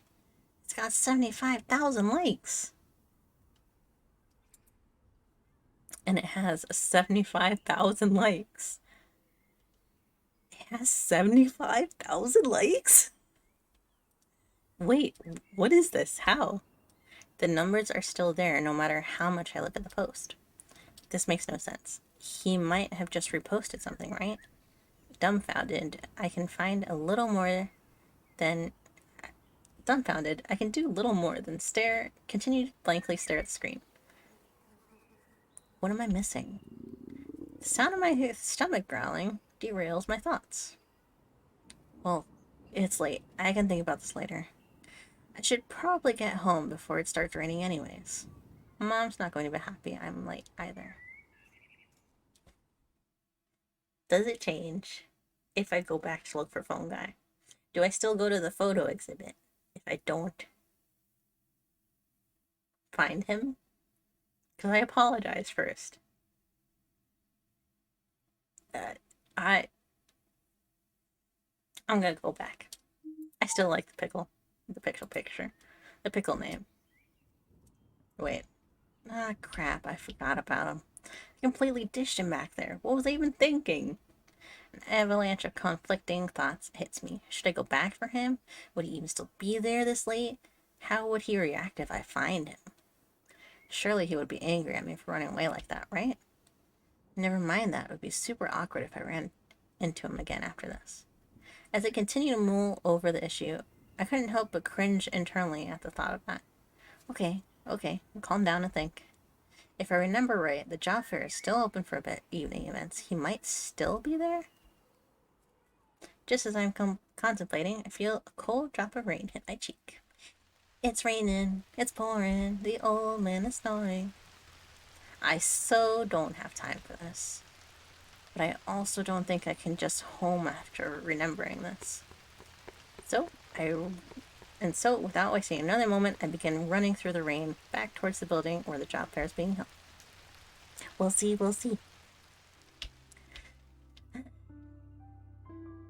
My clothes feel all damp from the rain. Focus.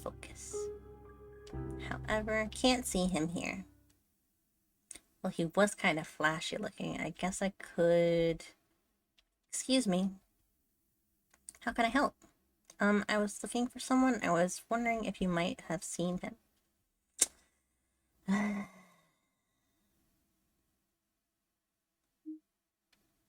could describe the situation since it was pretty obvious incident. I could call him handsome and possibly have him mishear or be told that later. I'm not gonna say that out loud. Let's describe the situation and see what happened. I don't even begin to explain this mess to someone. Well, earlier today, I accidentally crashed into someone near here and knocked him down, and I think I might have ended up breaking his phone too. Have you perhaps seen that guy by any chance? The woman gives me a withering look, clearly unimpressed about what I just told her, and then opens her mouth to say something, but before she can do it, we're both interrupted by a voice behind me. It seems like the lady does know her crime. Oh, so he could have just heard me call him handsome, is that it? I turned towards the voice, only to find the exact person I was looking for. What's up, bro? And here I thought my dashing, handsome self had been discarded like a used tissue once she disappeared. Does he need describing himself as dashing and handsome? I'm so proud of you for coming back to take responsibility.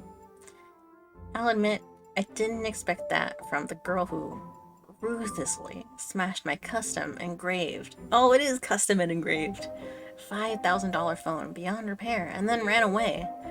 His tone might be mistaken for playfully joking under different circumstances. However, the pointed stare he directs at me tells me an entirely different story. He stares at me. It is absolutely not reassuring. For a moment, an awkward silence falls. I awkwardly make eye contact with the woman who had asked for help. She continues to smile at me, but is clearly uncomfortable. This is so awkward. We should probably continue this in private. Well, it looks like I found him. Thanks. An avocado. Thanks. Without another word, I quickly turned to leave, soon hearing his footsteps follow behind me. I glance back, has him smiling and shrugging at me, as though what just happened wasn't entirely his doing. He's kind of starting to irritate me. A safe distance away from prying ears, I come to a stop, as does he. It doesn't look like he's going to start the conversation, so I guess I will. You realize I was there looking for you, right? I turn to face him. He looks back at me innocently. So, I really don't think you had to go and make a scene like that. It was totally uncalled for. Huh? He raises an eyebrow at me skeptically, clearly unimpressed with that response. Okay, I did deserve this since I did run and abandon him like that. But still, this is clearly getting me nowhere. Okay, fine. I came back to apologize about your phone, so I'm sorry about that. And running off afterwards. I'd like to make it up to you somehow. And how are you going to do that? How am I going to do that? I actually hadn't thought that far ahead. Maybe I can tell him I'll pay for it when I get more money? Just as I'm about to tell him that, however, I pause and remember his earlier words. I look at him, I look up to find him smiling at me, as though he somehow read my mind. I did say it was worth $5,000, didn't I? Brand new, customized, engraved. I almost forgot to mention all the work I probably lost by not being able to access my email. I'd love to know what you have in mind. Ugh.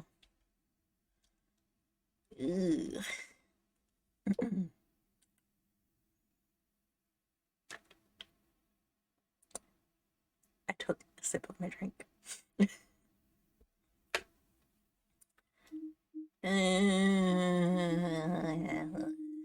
I'm gonna blame him. Tell him it was his fault. You know what? Forget it. It wasn't my fault at all. It was an accident, and what you're doing is unfair. Well. Seems like someone was being honest earlier about wanting to apologize after all. Whatever shall we do about that? As if it was possible, his smile seemed stretched even wider. Did he like that response? I don't understand. The more he smiles, the more uneasy I get. But luckily for you, I am not only handsome, but also quite merciful. I'm sure we'll think of something. Huh? Well, looks like I've got to get going now. I'll be in touch. Wait, but how will you contact me? I have my methods. He has his methods? What does that mean? Before I can ask, he's already turned to leave, giving me a small wave. Okay, then, I guess? Thoroughly confused, I stand around for a good few moments, watching him wander off until... Oh crap, what am I doing just standing here? I quickly wrestle my phone from my pocket to check the time. It's already 6:30. Nearest exit, Dad will be upset. Oh, we didn't even see the picture that time. Oh. So was it the Fane alternate? Like that was the hen alternate? That would be interesting. Is Fane Pickle? That's my only question. Soon enough, I am standing at the entrance to my parents' house. Fast forward! Oh, I still can't believe that was Fane. He acted so different compared to what I remember. Not to mention the hair. And the camera. I thought he barely used phone cameras before, but the one he had was actually a good one. Speaking of which, Mr. Dashing and handsome. More like self-flattery. Mr. Self-flattery? Mr. Self-flattery. Sure, I broke his phone and left, but he could have just discussed it normally with me. I don't even want to know what his methods are. Let's just hope I never see him again. Yawn! Oh no, I'm about to actually yawn again. I can feel it.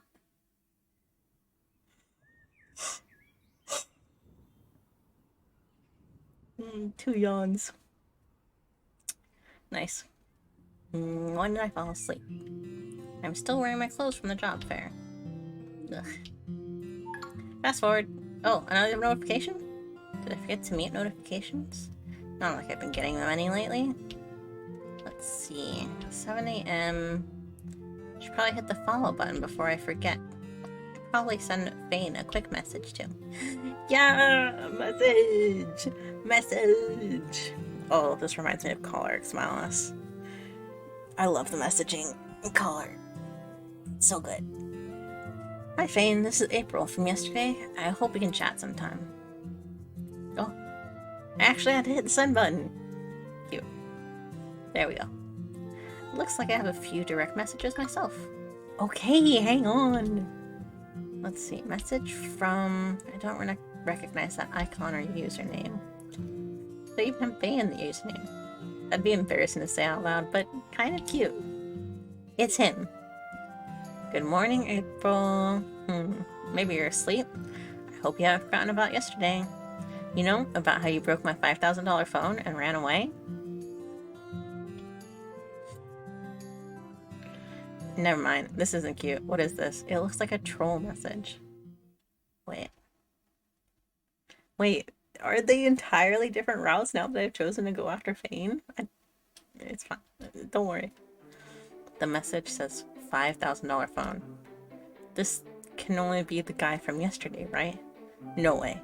Calm down. I should check his profile just to be sure it's really him first. It's him. I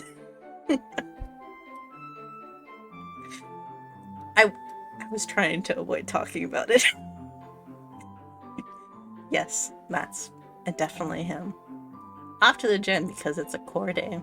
The hen bays are being fed today. That shirt looks uncomfortable. You should take it off. Hurt emoji. Wonderful. It's his dashing and handsome personality, that's for sure. And he has 1.2 million followers. Does he have different number of followers? No, that's fine. How many followers? I must still be dreaming. Yeah, that's it. I really wish I was dreaming. Judging by the engagement, these followers are quite real. But how did he find me? He even knew my name and everything. It seems like he knew who I was yesterday. It didn't seem like he knew who I was yesterday. And it's not like I'm being enough on socials for people to recognize me. Especially in small towns like this. But ignoring how he did it, this is bad. Really bad. This guy has a lot of pull on the internet. Even a casual post about what happened could have his fan base after me. At least, it looks like he hasn't posted anything yet. Should probably respond before he starts considering it, though. Hello? Okay, think. Oh, I get to send texts? Okay. Oh, this might expose how much I use emojis, if there's emoji options. At any point, if there's a text that has an emoji with it, I'm probably gonna pick it. I'm going to save. Now we're getting into the save. Now we're getting into save scumming. Just get to the point. I want to know how he found me. I'm surprised you're listening. The man who passed along your info was yelling that you didn't listen to people with passion. What? Oh my god. The culture guy? So that's how he found me. I guess I didn't tell people they couldn't pass my details along, but still, is that even allowed? Anyway, I said yesterday, we'll think of something, and I have. What a dreamboat. Drop dead gorgeous and willing to help me out when I don't deserve it at all. No, I wasn't thinking that even one bit. Or so I hear you say. Is this self-flattery really necessary? But save your admiration for our meeting at Tulip Cafe in an hour. Wait, what? I wouldn't leave me waiting if I were you. Are you serious? You want me to meet you at Tulip Cafe? Bingo! Alright. Let me see what's going on here.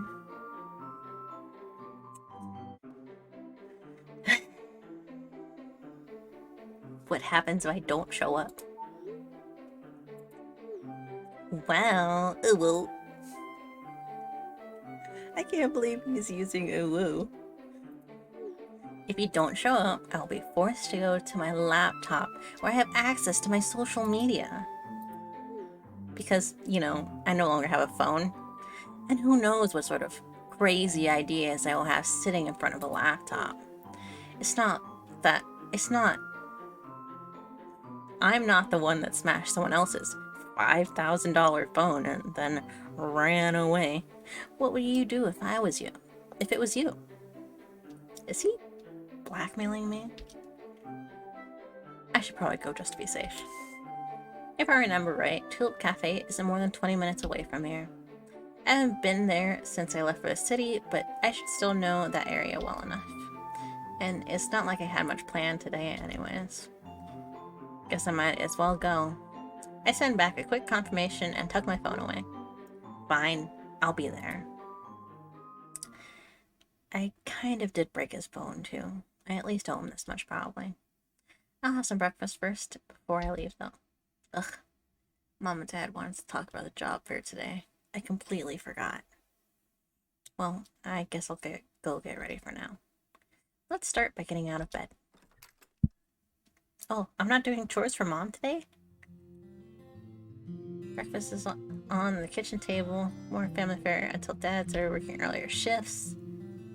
Mom and me. I wonder if Dad left out any of the breakfast. Oh, Dad's here! As I walk in, I find Dad sitting at a still partially decked table, a selection of crossword puzzles in front of him. Crossword puzzles! What a dad activity. He catches sight of me, but is clearly unused to my presence. Well, someone's up early. Oh, unused to my presence. Okay. Did you have trouble sleeping? Look at the table. Looking at the table, I find that he's left some orange juice, toast, and butter out for me. Milk is in the fridge if you want some. I had to put most of it away since I didn't think I'd have a celebrity guest today. Ever the comedian, Dad. I have to go out in a little bit. That's why I'm up. Oh, that's quite unusual. I head for the fridge to remove the carton of milk. I could say the same about him. I'm kind of surprised he's still here at this hour. Aren't you usually fixing the problem of the day at the community center by now? Actually, I'm going to check the pipes at your old high school today. The vice principal called me saying there was a strange rattle, but I thought I heard you wake up, so I was hoping we could have breakfast together still. Same old Dad. I swear he would wait to have a glass of water together. No, that's so nice.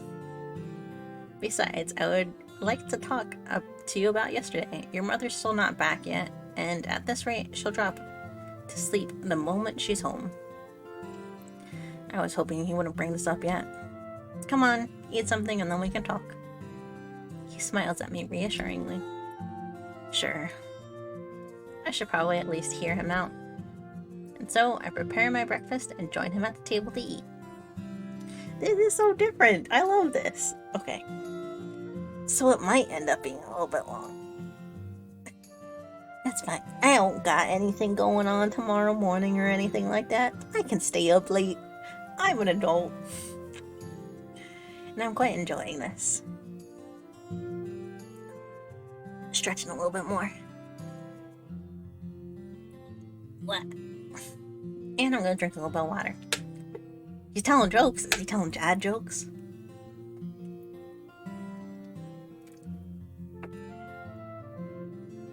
Well, I guess if he's a dad telling jokes, it's always gonna be dad jokes. We have a small, relaxed conversation. I help him out with a few crossword solutions, and he tells me some jokes. And then, Mom comes home? No. Alright then, let's talk, sweetie. Tell me, what exactly happened yesterday? I'm going to tell him... Oh. I was hoping I could tell him about the phone guy.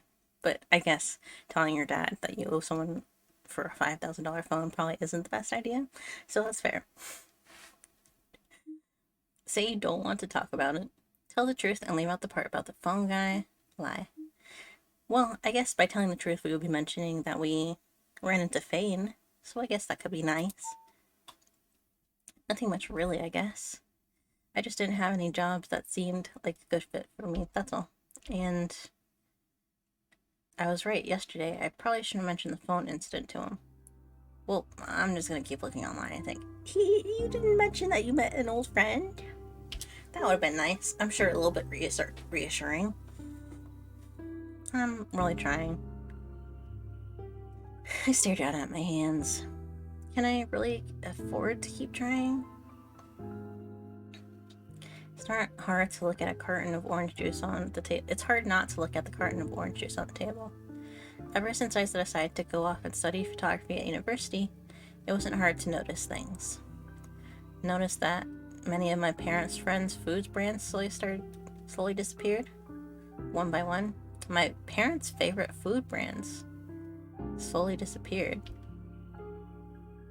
only to be replaced by cheaper, no-name items, or nothing at all. Damn.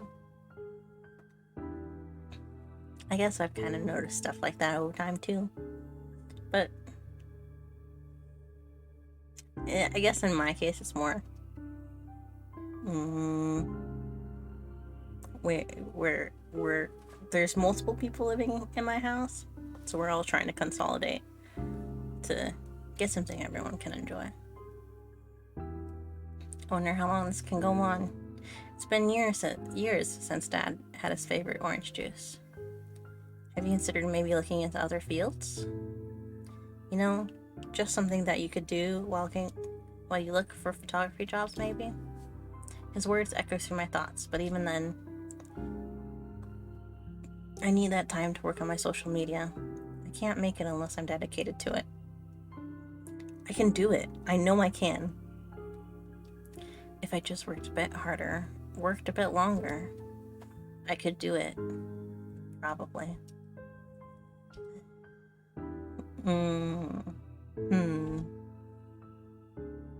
He seemed to think for a moment before responding. Your mother and I... Well, I'll just come out and say it, but we're concerned that you might be limiting yourself a bit here.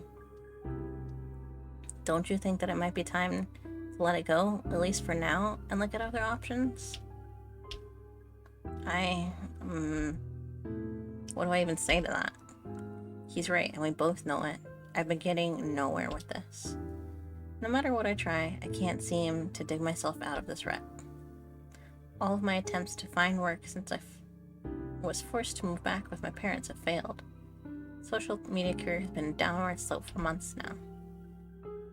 Probably pivoted weeks ago, found a job at a restaurant or store or something, but I just want to give it another shot before I give it up. I'll make peace with it after that somehow, maybe. Am I selfish if I keep going for my dream? They've done it. They've done so much for me, and yet I look towards the carton of orange juice once more. Tell you what, he pats me lightly on the shoulder as he gets up from his seat. Just give it some thought for now, and we can talk about it some other time, alright? Oh, sweet Dad.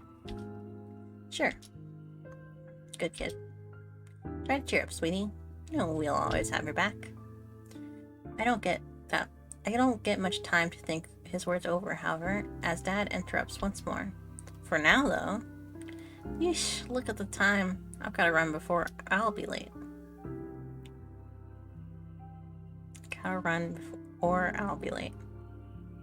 Giving me another pat, he quickly makes a run for the hallway, and soon enough, I hear the door click shut. There he goes. Oh, I heard the door click shut. I should start heading to the cafe, too. Maybe the walk there will clear my head. Getting up from my seat, I clear the table of the rest of my breakfast, grab my jacket and phone, and begin making my way outside. Yeah. Here we are. Tulip Cafe. This certainly brings back some memories. Strange how few people are around at this time in the morning, especially outside of a prominent cafe. But there's no point in daydreaming out here. I might as well get this over with. Doesn't look like it's changed much, even after all these years. There's hardly anyone around, so it takes mere milliseconds to spot the man I'm looking for. What's up, bro? He leans across the counter, apparently engaged in a lively conversation with the barista before the bell announced my arrival. There she is, with 5 minutes to spare. Now that I think about it, with how flashy he looks, he's kind of hard to miss. I really just hope he doesn't make a scene again. He waves me to come over, and I soon close the distance between us. In the presence of company, I try to subtly ask him why I'm here. He decides to unsubtly ignore me and turns back towards the barista instead. Alright, now I'm ready to order. Let's see then. I'll have a cafe mocha with double espresso, extra foam, a shot of vanilla, white chocolate shavings, and caramel drizzle on top. Wow, just rotting his teeth. No, wait. He seems to seriously study the chalkboard behind the barista. Make that whipped cream on top with caramel drizzle, as well as adding a chocolate and honey butter croissant into the mix, please. Mad lad for food. Absolute mad lad for food. I love it. Oh, and he gestures to me and smiles widely. She's paying. Huh? I'm what? I don't remember him mentioning this. Well, I guess he didn't actually mention anything, really. And it's just coffee, so it's not that big of a deal, but there's a moment of silence as the barista seems to take note of my hesitation. I look up at the man beside me, and he just smiles from where he is propped against the counter. Ugh, he clearly didn't mention this on purpose. With the order already entered, it seems like I have no choice. Unless we cause a scene, so I just silently pull out my wallet. I carefully remove $9.75 needed and place it on the counter to be processed. Can I also have the name for this order? A name? Well, it is his order of coffee flavored sugar, so Hen... Wait. He never actually gave me his real name either, and I already know his online handle. He can't be expecting me to say that embarrassing name out loud, can he? I look at him searchingly, but all that awaits me is another one of those expectant smiles. You know good. He clearly knows what's going on here, and he isn't even going to help. If it didn't look weird, I would probably dig through his social media now. His name's probably on there. Let's...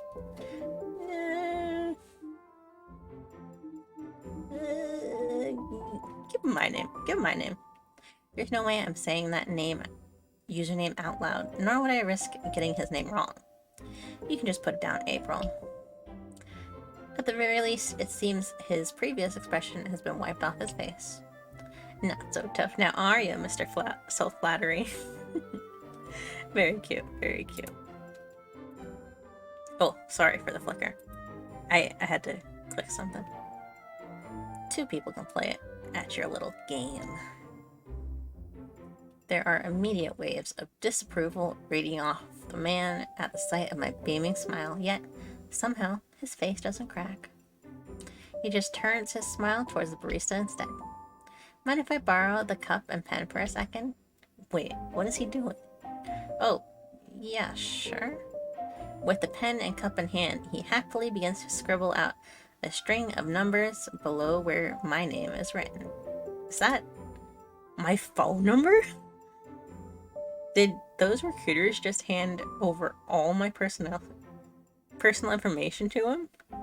Our eyes meet and he stares directly at me while he pens in a note beside the phone number reading, "Call me." This guy. There we go. Much better. He hands the cup and pen back to the unexpected barista before turning his attention back towards me. That was so embarrassing. I'll get you back for this, just you wait. Ugh, who am I kidding? I'm not in a position to be doing that, and we both know it. I just... Ugh. Wishing I could fade away, I let the scene pass. The barista goes about preparing the coffee while Hen appears incredibly pleased with himself. The both of us mill around quietly on the side of the counter. I don't know how much more I can handle after this little adventure. Luckily, it's not a long wait. Order for April? It's a redundant sentiment, considering the fact that we're the only ones there, but it signals a possible end to my suffering. Thank you very much. He slides something over to the barista, words muttered so low I can't hear, before pointedly jutting his chin at me and heading outside. Seriously, this guy. Putting my wallet away, I only now realize I'd been clasping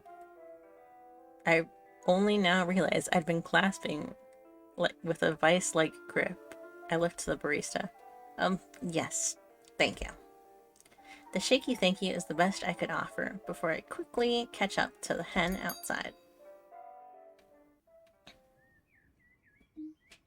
I'm gonna complain.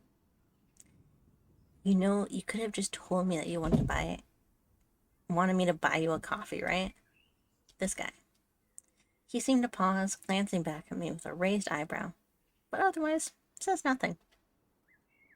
I get that you're feeling unhappy that I broke your phone, but I don't think that gives you the right to just walk all over me. Do you know how embarrassing that was? I don't have a problem paying you back if that's what you wanted to do. But if I don't know what to expect, I'm not going to bow to some stranger's whim.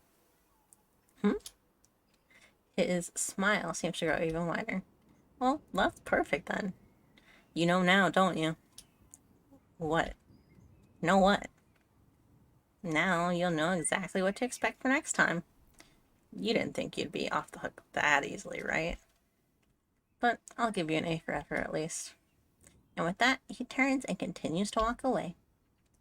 He didn't even bother discussing the phone with me in the end. Wait, did he also say something about me still not being off the hook? Don't tell me he has more in mind. It's only 8:30 and I already have an headache. On the bright side, I guess he's not a bad connection to have. Even if we're on bad terms, I might still be able to get something out of this. But for now, I need to de-stress. Slowly turning, I began walking in the direction of home, only to find myself hopelessly lost in thought. Before I know it, I find that instead of home, my feet have carried me to the park. The park! Oh, okay. Didn't get a clear look at this place with all the craziness of yesterday. Oh, can I guess it couldn't hurt to just take a few pictures. Oh! This time,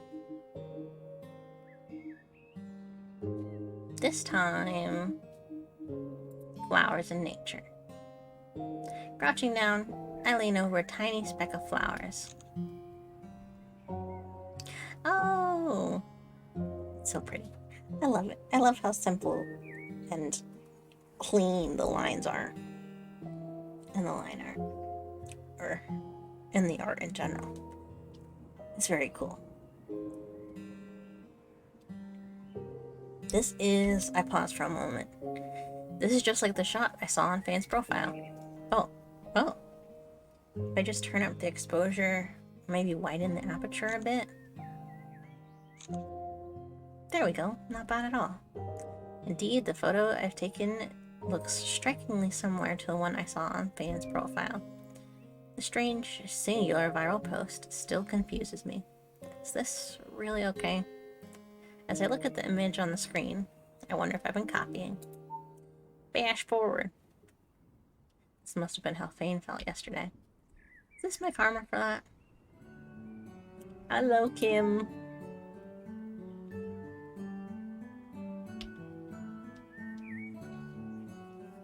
This is generally the same, yeah? Yeah. Now, if I turn up contrast, it looks even more like Fane's viral post. Fast forward. I'm gonna go with conflicted. Rushing thoughts. Maybe I shouldn't have shouted at them like that, but at the same time, it's not like they can just go accepting job offers for me. It's my life, and even if I do owe them, it's not like that gives them the right to do something like this. But at the same time, I do owe them. Is it really right for me to keep burdening them like this? I don't know what to think. My small exclamation echoes, but it is ultimately lost in the empty streets. A belated sense of embarrassment hits me as I realize how insane I probably look right now. I should probably focus on getting to the store for now. And so, I continue my walk in silence. Fast forward! Let's go. Enthusiastic. I love Kim. Let's go.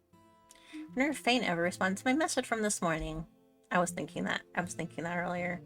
I'd like to check my DMs, but all that awaits me is the lone sent message. I did tell him he doesn't need to message me. Looks like he's taking that pretty seriously.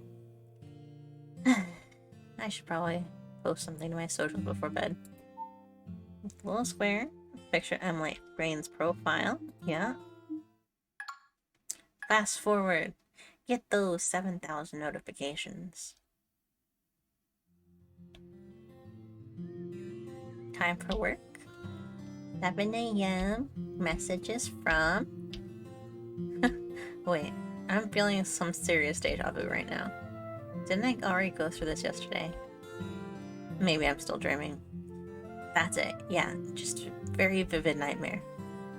Unfortunately, no attempt at denial seems to erase the very new familiar username and an icon of a certain henbei from my notification screen. I'd almost forgotten about him with everything that happened yesterday evening. Wonder what he wants now. Ignore and pretend to be asleep? No, he'll just send me 5,000 more. But I will do it anyways. Maybe I can just ignore his message. Say I'm asleep later. That way, I don't have to play his little game today since I have work. Yeah, that'll be fine. Oh my god. Hopefully. I guess I should probably get up now that I'm awake. Otherwise, I might just oversleep and be late for work. Oh, I can ignore the messages. Nice. Kitchen, scent of freshly cooked bacon. I look around, only see Mom at the stove, cooking breakfast. Just finished a work shift, hasn't she? Shouldn't she be getting ready for bed right about now? Oh, good morning, sweetie. I hope you slept well. Shouldn't you be in bed right now? If I remember correctly, she should have just come home from her night shift. So what's she doing here? Since your father texted me that you're starting your new job today, I thought I'd make you a proper breakfast. She smiles, but I can tell she's tired. Wasn't she home? Even in the fast-forwarded scene? Oh, but Dad is the one who found me, or talked to me when we got home. Yeah, that's fair. Come on, don't be silly. Take a seat. It's almost done. She gestures toward the kitchen table. I guess I should just do as she says, though I feel kind of bad. I'm sure she must be really tired. I take a seat. Further efforts in the conversation. Soon enough, she's placing a glass of orange juice and a plate of food in front of me. That should keep you going, shouldn't it? Thank you. I have missed Mom's cooking, but, well, I should probably just accept since she's done it now. I join you for breakfast, but I really should be getting to bed. Oh, okay.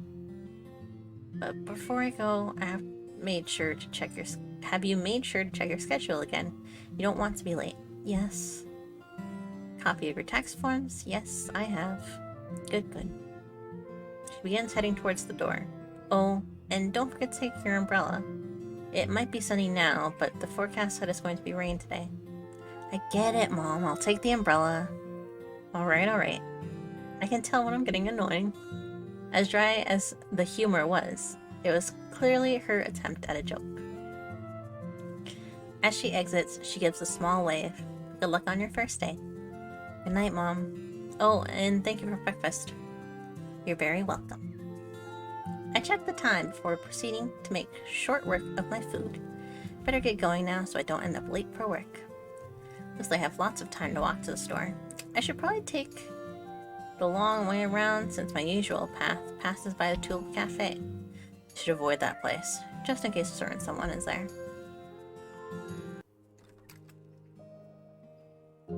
So nice outside. It's a shame I'll be indoors all day. Hopefully the next sunny day isn't a work day. I'd have assumed there would at least be someone at the cash register. Oh, we're here early now. We just went straight here. Leaving a cash register perfectly unattended is definitely a small town luxury. But even then, isn't it kind of unsafe? Well, if this place is open, Kim must be around here somewhere. Maybe she's in the back. I am a bit early. I walk around the aisles later. I catch her emerging what appears to be the storage room. April, right on time. She waves for me to follow her into her office, but then seems to pause when she notices an unoccupied cash register. Well, I could have sworn It seems like she's looking around for someone. Fane? Huh? Fane? But it couldn't be him, right? What would the odds of that be? Dude, the moment she was like, I could have sworn I was like, is he hiding? Is he hiding again? It's very cute. I think it's very cute that he hides. I would receive the answer to that soon enough, as after a short pause, a familiar face peeks over the top of the register. It is him. Our eyes meet for just a moment before he quickly ducks away. There you are. What are you doing down there? Slowly, the remainder of the boy I recognize at the park emerges. Nothing. Nothing about his rigid posture supports that statement as he nervously fiddles with his own hands. It couldn't be that he was hiding from me again, right? Well, alright then. She sounds unconvinced, but seems to brush it off, resuming her walk to the office. I want to follow after her, though my eyes remain glued to Fane for a good while. Hi, Fane. Hello. Well, at least he seems like we're on speaking terms. His eyes, on the other hand, seem to be looking far in the opposite direction from where I'm standing. And I really thought he might have warmed up to me just a little. April, are you coming? Yes, sorry. I guess I'll see you around. Okay. I had no clue he was also working here. And even though he gave me his contact info before, he's still hiding from me. I wonder why. Well, either way, this is definitely going to be an interesting 2 weeks. That's for sure. Demo end! Side A! A. Oh, it was very nice. I loved it. And it was the perfect 3 hours! Woo! I'm sure there's a little something extra that I can find somewhere. If I play in my own time. But, yes! I love it! I love it! It was very fun. I enjoyed it very much. Let's see. Now that I got that. One more social stack. Yeah, boom. Bye. Thank you for playing. We're happy you enjoyed. Thank you for joining me. I loved it.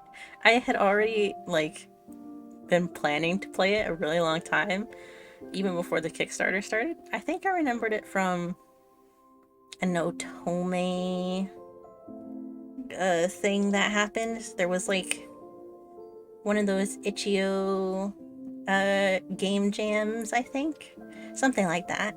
And I love the art. It's very good. It was very appealing. The Otome game jam, yeah. I remember that, and I was like, oh, that looks so cool. I want to give that a try. And then it just snowballed from there. Yeah. It snowballed from there to the Kickstarter and all that. And I supported the Kickstarter. I'm very excited for the game. And I was like, I still haven't gotten to play the demo. I haven't done it yet. So I'm glad I played it on stream. It was very fun. No. I really enjoyed it. It was very good. Very satisfying. Very, very satisfying. It's been a while since I played any visual novel. I said earlier Olympia Soiree, but that was 2 or 3 months ago now. I enjoyed playing them on and off every so often, so it's very nice. I look forward to the final game. It's very exciting. We'll probably play it on stream whenever that is. Oh. Now I'm just yawning. But that is all for today. Thank you so much for joining me. Very much appreciated.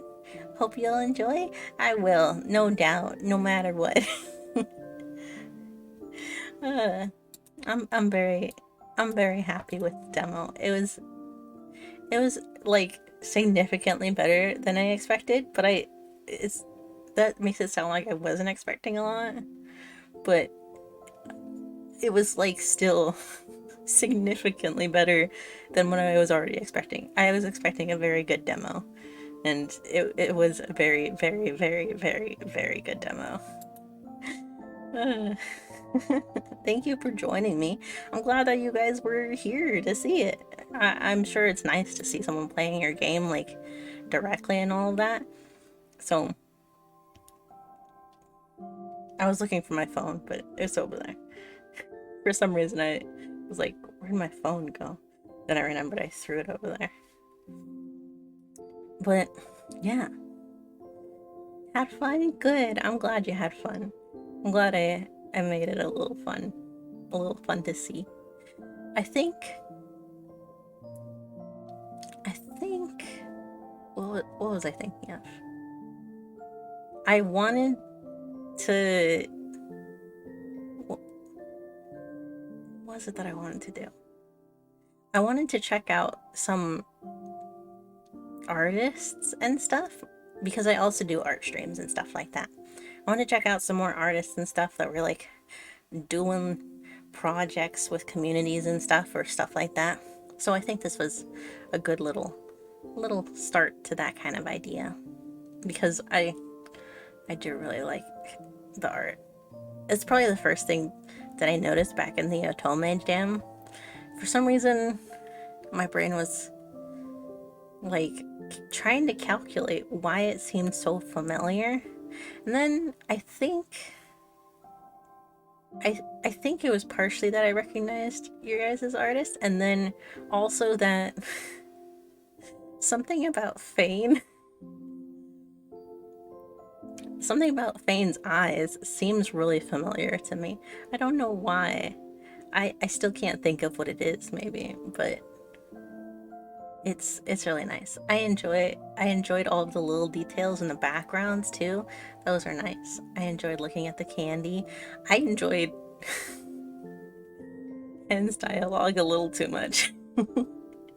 We were a little snarky at the end, but I like the snarky ones. I like the snarky stuff.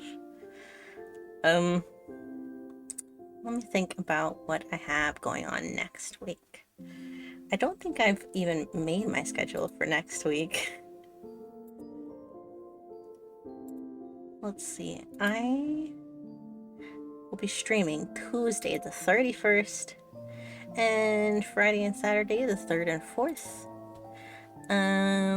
One of them's definitely gonna be an art stream. We'll probably be doing something fan art related. I don't know what. I was thinking we would do the rest of the Splatoon drawings that I was doing, but who knows?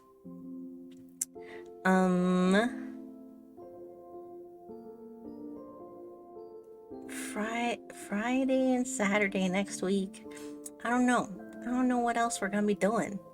I have a collab that I'm trying to get a trial for. Like, we're thinking about playing a game together, but I don't want to solidify anything just yet, just in case.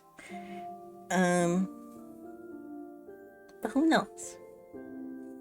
Maybe we'll play another Otome game. I think I also have in my Steam library an Otome game or two. An Otome game. Man, do I love Otome games. They were always like a guilty pleasure for a long time. Like, I used to play a mobile game called Wizardess Heart Plus. It's made by the people who make oh gosh, I don't remember what it is. The one that everyone's always talking about, Obey Me. The people behind Obey Me used to have this game called Wizardess Heart Plus. I love that one. My favorite is Zeus. He's wonderful. He's adorable. But Otome games are really nice. They're a really nice break from everything else too in video game streaming that we do between Genshin and Overwatch or Valorant. I haven't played Valorant on streams yet, but any of the other gacha stuff too. It's a nice little breath of fresh air. And this was a really nice one. I think it was nice and simple. Like a nice premise to get into and all that. I enjoyed it. But that's all for today. Thank you so much for joining me. Thank you for the follow, Melodramatic. I enjoyed the game. I enjoyed the game. Thank you for joining me. I'm glad I could play it for you guys. Let you guys check it out again from my perspective, I guess. Had a little bit of extra entertainment. I hope you guys are doing well with all the Kickstarter stuff. I got my survey. It was easy to fill out and all that. Um, so I hope you guys are doing well, getting all that stuff organized how you want to. Hope you aren't running into too many road bumps.